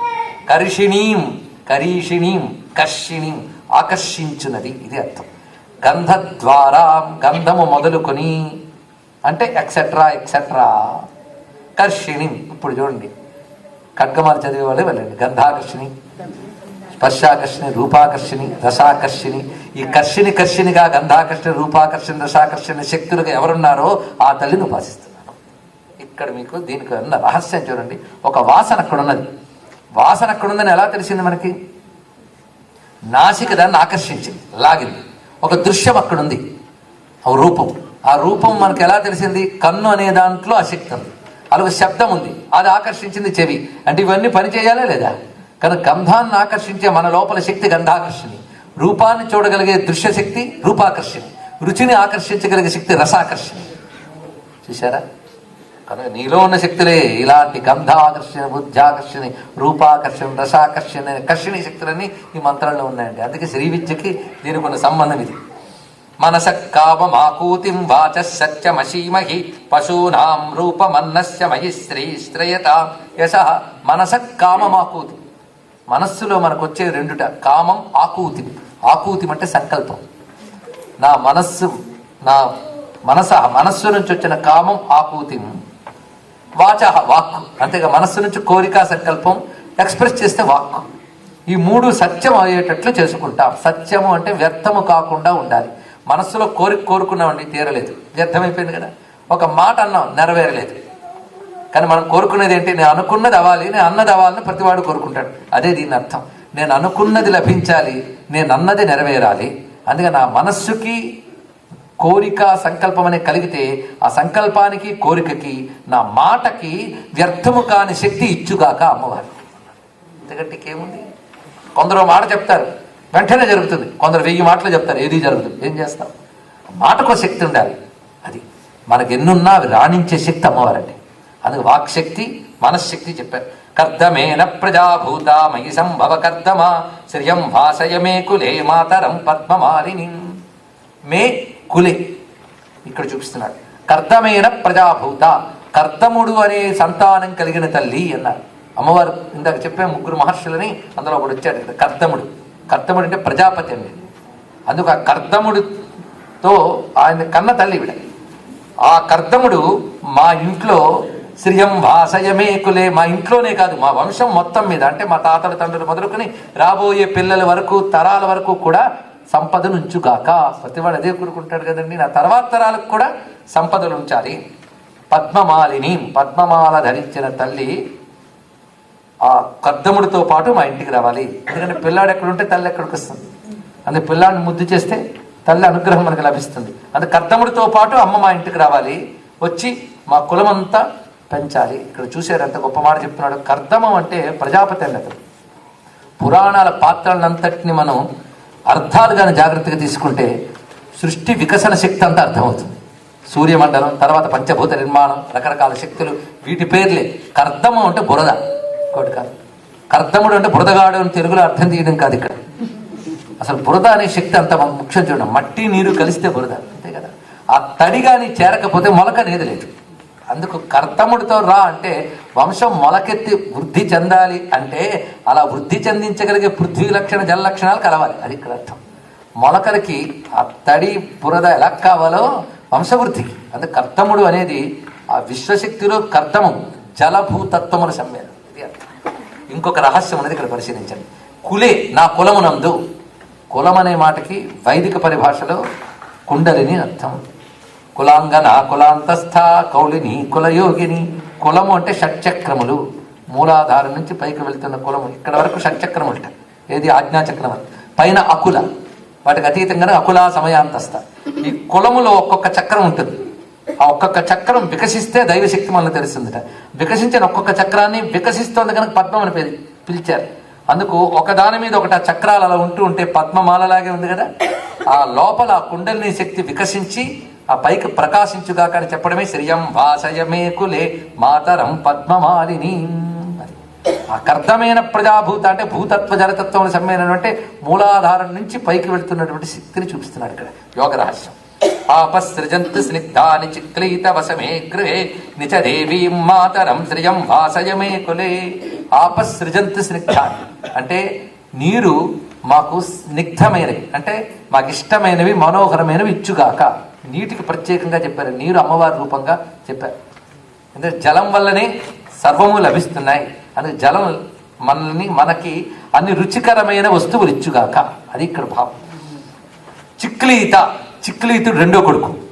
చిక్లీతుడు అంటే మన్మధుడికి మరో పేరండి, అమ్మవారి కొడుకు వీడు. ఎక్కడి నుంచి పుట్టేయండి? అమ్మవారి వక్షస్థలంలో వచ్చి పుట్టేట వీడు. ఎప్పుడైనా కోరిక మనస్సు నుంచి పుడుతుంది కనుక మన్మథుడు. లక్ష్మీదేవి అనుగ్రహం ఉంటేనే కోరిక అనేది ఉంటుందండి. లోకంలో చూడండి, ఆరోగ్యం లేనివాడు, రసం లేనివాడు, అంటే నీరసంగా ఉన్నవాడు, వాళ్ళు ఏ కోరికలు నిరుత్సాహంగా ఉంటాయి. వాడు ముందు మీరు అద్భుతమైన సంగీతం పెట్టినా ఆనందించలేదు. ఆరోగ్యంగా ఉంటే ఏదైనా వినగలరు, అంతే కదండి. అందుకు శరీరంలో రసత్వం, ఆరోగ్య స్థితి అది ఉంటేనే కోరిక వగేరా అన్నీ పుడతాయి. అందుకు ఆ మన్మథుడు కూడా మా ఇంటికి వచ్చుగాక, రెండో కొడుకండి. మా ఇంటికి అంటే నా ఒంటికి కూడా ఇక్కడ అర్థం. వాడు ఆ కోరిక, చక్కటి కోరిక పుట్టాలి, అది నెరవేరాలి. అందుకు ఆ రసవంతమైన స్థితి కావాలి. ఏమంటే కోరికలు తప్పంటారు కదండి, కామం తప్పంటారు. మరి ఇక్కడ కామాన్ని పిలుస్తున్నారంటే అమ్మని కామేశ్వరు అంటారు, అది మర్చిపోతుంది. కోరిక ఎప్పుడు తప్పు కాదు. అసలు కోరిక పుట్టకపోతే అది జబ్బు కూడా. కోరికను జయించడం వేరు, కోరిక లేకపోవడం వేరు, రెండు చాలా ప్రమాదం. అందుకు కోరికను జయించడం. అందుకే అరిషడ్వర్గాల్లో మొట్టమొదటిది కామం, పురుషార్థాల్లో మూడవది కామం. ఏ కామం వదిలేయాలి? అరిషడ్వర్గాల్లో తీసేయండి, పురుషార్థాల్లో తీసుకోండి. అందుకే కోరిక, ఏ కోరిక అమ్మవారి స్వరూపం అంటే గీతలో భగవంతుడు చెప్తున్నాడండి, ధర్మావిరుద్ధో భూతేషు కామోస్మి భరతర్షభ. గొప్ప మాట. ధర్మమునకు విరుద్ధము కాని కామము భగవత్ స్వరూపము అన్నాడు. ఇక్కడ కోరికలన్నీ ఉండాలి, ఎప్పుడు కూడా నిర్మూలన లేదు, నియంత్రణే. గుర్తుపెట్టుకోండి, రిమూవల్ కాదు, రెగ్యులేషన్. ఇది ఒక్కటే కావాల్సింది. తీసిపారే, ఇక నియంత్రించు. భగవంతుడు ఇంద్రియాలు ఇచ్చాడు, వీటిని నిర్మూలిస్తావా? నియంత్రించుతావు. అది ధర్మబద్ధమైన కోరిక. అది ఉంటే కుటుంబ వృద్ధి, సమాజ వృద్ధి అన్నీ జరుగుతాయి. అందుకు అలాంటి చక్కటి మా కాముడు కావాల్సిందే. అలాంటి కాముడు లక్ష్మీపుత్రుడే, అమ్మవారి అనుగ్రహం వల్లనే కలుగుతున్నాడు. అందుకే చిక్లీత వసమే గృహే నిచదేవీ మాతరం. ఆ తల్లితో పాటు వచ్చి ఉండయ్యా, శ్రియం వాసయమే కులే. ఆయన్ని అదే అడుగుతున్నారు. ఆర్ద్రాం పుష్కరిణీం పుష్టిం పింగళాం పద్మమాలినీం చంద్రాం హిరణ్మయీం లక్ష్మీం జాతవేదో మహావహ. ఆర్ద్రాం పుష్కరిణి, మళ్ళీ ఆర్ద్ర అని చూడండి. ఆర్ద్ర అదే భావం కంటిన్యూచేయండి. అంతేకాదు, అర్థింపబడేది ఆర్ద్ర. ఇది ఒక సంస్కృతంలో ఉన్న అర్థం. అర్థింపబడేది, అందరూ అడుగుతారట, అందరూ అడిగే సంపదే కదా, అదే ఆవిడ స్వరూపం. పుష్కరిణి, పుష్కరిణి అంటే పుష్కరిణి. పుష్ అంటే పుష్టి, పోషణ. పోషణ కలిగిస్తుంది. పుష్టి ఆవిడ రూపం. పుష్టి అంటే సమృద్ధి. ఆవిడ దగ్గర ఏవి తరిగిపోవండి. అడిగేం కదా అని ఇచ్చేస్తుంటే ఖాళీ అయిపోయింది ఇప్పుడు అన్నది అమ్మవారు. ఆవిడ దగ్గర సమృద్ధిగా ఉంది. అదే పుష్కరిణి, పుష్టి రెండు ఆవిడ దగ్గర ఉన్నాయి. పింగళాం పద్మమాలిని. పింగళ వర్ణం అంటే పసుపు ఎరుపు కలిసిన రంగు పింగళం. పద్మమాలిని చంద్రాం హిరణ్మయీం లక్ష్మీం జాతవేదో మహావహ. దీనికి అర్థం చెప్పక్కర్లేదు, ఇందాకటి నుంచి చెప్పుకుంటూ వస్తున్నాం. అప్పటిది గుర్తుంటే ఇప్పుడు చెప్పక్కర్లేదు. ఆర్ద్రాం యక్కరిణీం యష్టిం. పుష్కరిణీం పుష్టిం, యక్కరిణీం యష్టిం. ఏం అందమైన పదాలు చూడండి. యక్కరిణి అంటారు, యక్కరిణీం. ఎంత అందమైన మాట చూడండి. యష్టి, యష్టి అంటే ధర్మదండం, దండం. యష్టి అనగా ఊతకర్ర అని అర్థం అండి. ఇదే అర్థం. ఒక రాజుగారు రాజదండం పట్టుకుంటారట. రాజదండం అంటే అర్థం ఏంటి? ప్రతివాడిని శాసించేటటువంటి పవర్. అలాగే అమ్మవారు యష్టి పట్టుకున్నారు అంటే విశ్వాన్నతిని శాసించే ధర్మదండము ధరించి ఉన్నది. అది అనమాట. యక్కరిణి, యహ అనగా క్రియలు, ఇది ఇక్కడ అర్థం. కరిణి అంటే కలిగించినది, ధార్మిక క్రియలు జరిగేలా చేస్తుంది. ధర్మదండం పట్టుకుందిట అంటే అందరినీ పోషిస్తోంది నిజమే, కానీ దానికి రూల్ ఉందండి. ఇది తెలుసుకోవాలి. రాజుగారి దయ పుట్టిందని చెప్పి మొత్తం ఖజానాలో డబ్బంతా జనాభాకి పంచిపెట్టేస్తారండి? చెప్పండి. యోగ్యులు అయోగ్యులు చూసుకుని దానికి తగ్గట్టు ఇస్తాడు, కానీ దొంగలకి దొరలకి కూర్చోబెట్టి పనిచేస్తాడా? వాళ్ళు అందుకే పోషించేవాడికి అర్హతలు తెలిసి పోషించాలి. అమ్మవారు కూడా ఈ ప్రపంచాలను అంతని గమనించుకుంటూ ఎవరిని ఎలా పోషించాలో చూస్తుంది. అందుకు పుష్కరిణి పుష్టి అయిన తల్లి యక్కరిణి యష్టి కూడా ఆవిడ చేతుల ధర్మదండం పట్టుకుని ధర్మబద్ధంగా పోషిస్తుంది ఈ ప్రపంచాన్ని అంతటిని. అది ఆ లింక్ అంత అద్భుతంగా పెట్టాడు. యక్కరిణి యష్టి సువర్ణాం హేమమాలిని, మేలు కలిగించే వర్ణము సువర్ణ. అంతేకాదు అక్షర రూపిణి అని కూడా అర్థం ఇక్కడ. ఎందుకంటే ధర్మమును వాటిని తెలియజేసేది వేదాది శాస్త్రములే కదా, అవి అక్షర రూపంలో ఉన్నాయి కదా, అందుకే సువర్ణామని అక్కడ పెట్టాడు. సూర్యాం హిరణ్మయీం లక్ష్మీం జాతవేదో మా ఆవహ. ఇందాక చంద్ర, ఇక్కడ సూర్య, రెండు చూడండి ఇక్కడ. అంటే చంద్ర సూర్య స్వరూపిణి, ఈ అర్థం ముందే చెప్పాం. అంటే మళ్ళీ కొత్తది పెట్టుకోగానే ఎక్కువ చెప్తామని బాధ లేదు, ముందు చెప్పిన గుర్తుంటే వెనక చెప్పినవి చాలా బాగుంటాయి. అందుకే ఇక్కడ సూర్య చంద్ర రెండు ఆవిడ రూపములే, పగలు రాత్రి కూడా ఆ తల్లి స్వరూపములే. అలా మనలో ఉన్నటువంటి కుడి ఎడమ భాగాలు ఈ రెండు కూడా పింగళ ఇడ. పింగళ సూర్యనాడి, ఇడ చంద్రనాడి. మధ్యలో ఉన్న సుషుమ్న ప్రధాన అగ్నిమయం. అదే జాతవేదో మమావహ. వాడు ఎలాగో ఉన్నాడు ఆ మధ్యలో. మొత్తం యోగశక్తి అండి ఇందులో ఉన్నది. తాం ఆవహ జాతవేదో లక్ష్మీ అనపగామినీం. ఇక్కడ చెప్పినవన్నీ ముందు భావాలే. అనపగామిని అయిన లక్ష్మిని ఆవహింపజేయవయ్యా. యశ్యాం హిరణ్యం ప్రభూతం గావో దాస్యోస్వాన్ విందేయం పురుషానహం. మనకు కావలసిన సంపదలు చెప్పారు. హిరణ్యం, గావో, అశ్వాన్, దాస్యం అంటే దాసులు నిమ్మని కూడా అడిగాడు. ఇందాక చెప్పిన ఇది 2వ మంత్రంలో హిరణ్యము, గోవు, అశ్వము ఇవన్నీ చెప్పాం కదా. ఇక్కడ కొత్తది కలిసిన దాసులు. దాసులు అంటే నౌకర్లు, చాకర్లు. ఇది కూడా సంపద. లక్ష్మీ అనుగ్రహం ఉంటే ఇలా పిలిస్తే అలా చేసే 10 మంది దొరుకుతారు. అది అందుకు దాస్యం. నాకు నా మాట విని చేసేటటువంటి వాళ్ళు మనుషులు కావాలి. అందుకే దాస్యం. అంతే. దాసులు అంటే బానిసలను అర్థం తీసి స్లేవరీ గురించి వేదంలోనే చెప్పారని పిచ్చర్థాలు మళ్ళీ తీయండి. ఏది చెప్తే ఏం ప్రమాదమో నాకు తెలుసు. అందుకే ఎందుకంటే మహామేధావులు అయిపోయారు. అది ఇక్కడ వచ్చింది. అందుకే దాస్యోస్వాన్ అంటే ఏమిటో కాదు, మనం ఒక పని చెప్తే చేయడానికి ఒకడు ఉంటే. ఇది కూడా అమ్మవారి అనుగ్రహం ఉంటే. కొందరు చూడండి పెద్ద డబ్బు ఇస్తారు, అన్నీ ఇస్తారు, కింద పని వాళ్ళు ఉంటారు. వీడు అంతా చెప్పినా వాడు పని చేయడు. ఇంకోడు ఉంటాడు, వాడు ఇచ్చేది ఒక 5 రూపాయలు 10 రూపాయలు, కానీ చేయరా అంటే వాడు వెంటనే చేస్తాడు. ఏమిటో అక్కడ వస్తుందని వాడు అమ్మవారి అనుగ్రహం అనేది. అది ఆ మనసు పుట్టించేది ఆవిడ. వాడికి ఆ మనసు. మనకు కొందరిని చూస్తే మొత్త బుద్ధి, కొందరిని చూస్తే మొక్క బుద్ధి అని సామెత. కొందరిని చూస్తే ఆ బుద్ధి పుడుతుంది. ఎందుకు ఆ బుద్ధి పుట్టిందంటే ఎవడేం చెప్పగలడు. వాడికి ఆ మొక్క బుద్ధి పుట్టించేటంత తేజస్సు అమ్మవారిస్తుంది. మొత్త బుద్ధి పుట్టించేటంతది వాడి దౌర్భాగ్యం కొద్ది వాడికి ఇస్తుంది. ఏం చేస్తాం. కనుక అమ్మవారి అనుగ్రహం వల్ల మనకి ఈ భౌతిక సంపదలు, ఆధ్యాత్మిక సంపద, యోగ సంపద అన్నీ లభింపజేసి మొత్తానికి జీవనాన్ని సార్థకం చేసి పరమార్థం ఇస్తున్నది. ఇప్పుడు ఈ చెప్పిన దాన్ని యశ్ చిప్రయతో భూత్వా జుహుయాదాజ్యమన్వహం శ్రియ పంచదశ చంచా శ్రీకామ సతతం జపేత్. శ్రీకామ, ఈ శ్రీ కావలసిన వాడు ఈ చెప్పిన పంచదశ చంచ, ఈ 15ంటిని జుహుయాత్ అంటే హోమం చేసినట్లయితే వాడు ధన్యుడవుతున్నాడు అన్నారు ఇక్కడ. అయ్యా జపేత్ అంటే జపం చేయాలి, జుహయాత్ అంటే హోమం చేయాలి. రెండెందుకు చెప్పాడంటే జపం చేసి హోమం చేయమన్నారండి. ఇది నిజమే. శ్రీ సూక్తం జపం చేసినా హోమం చేసినా దరిద్రాలు పోతాయండి.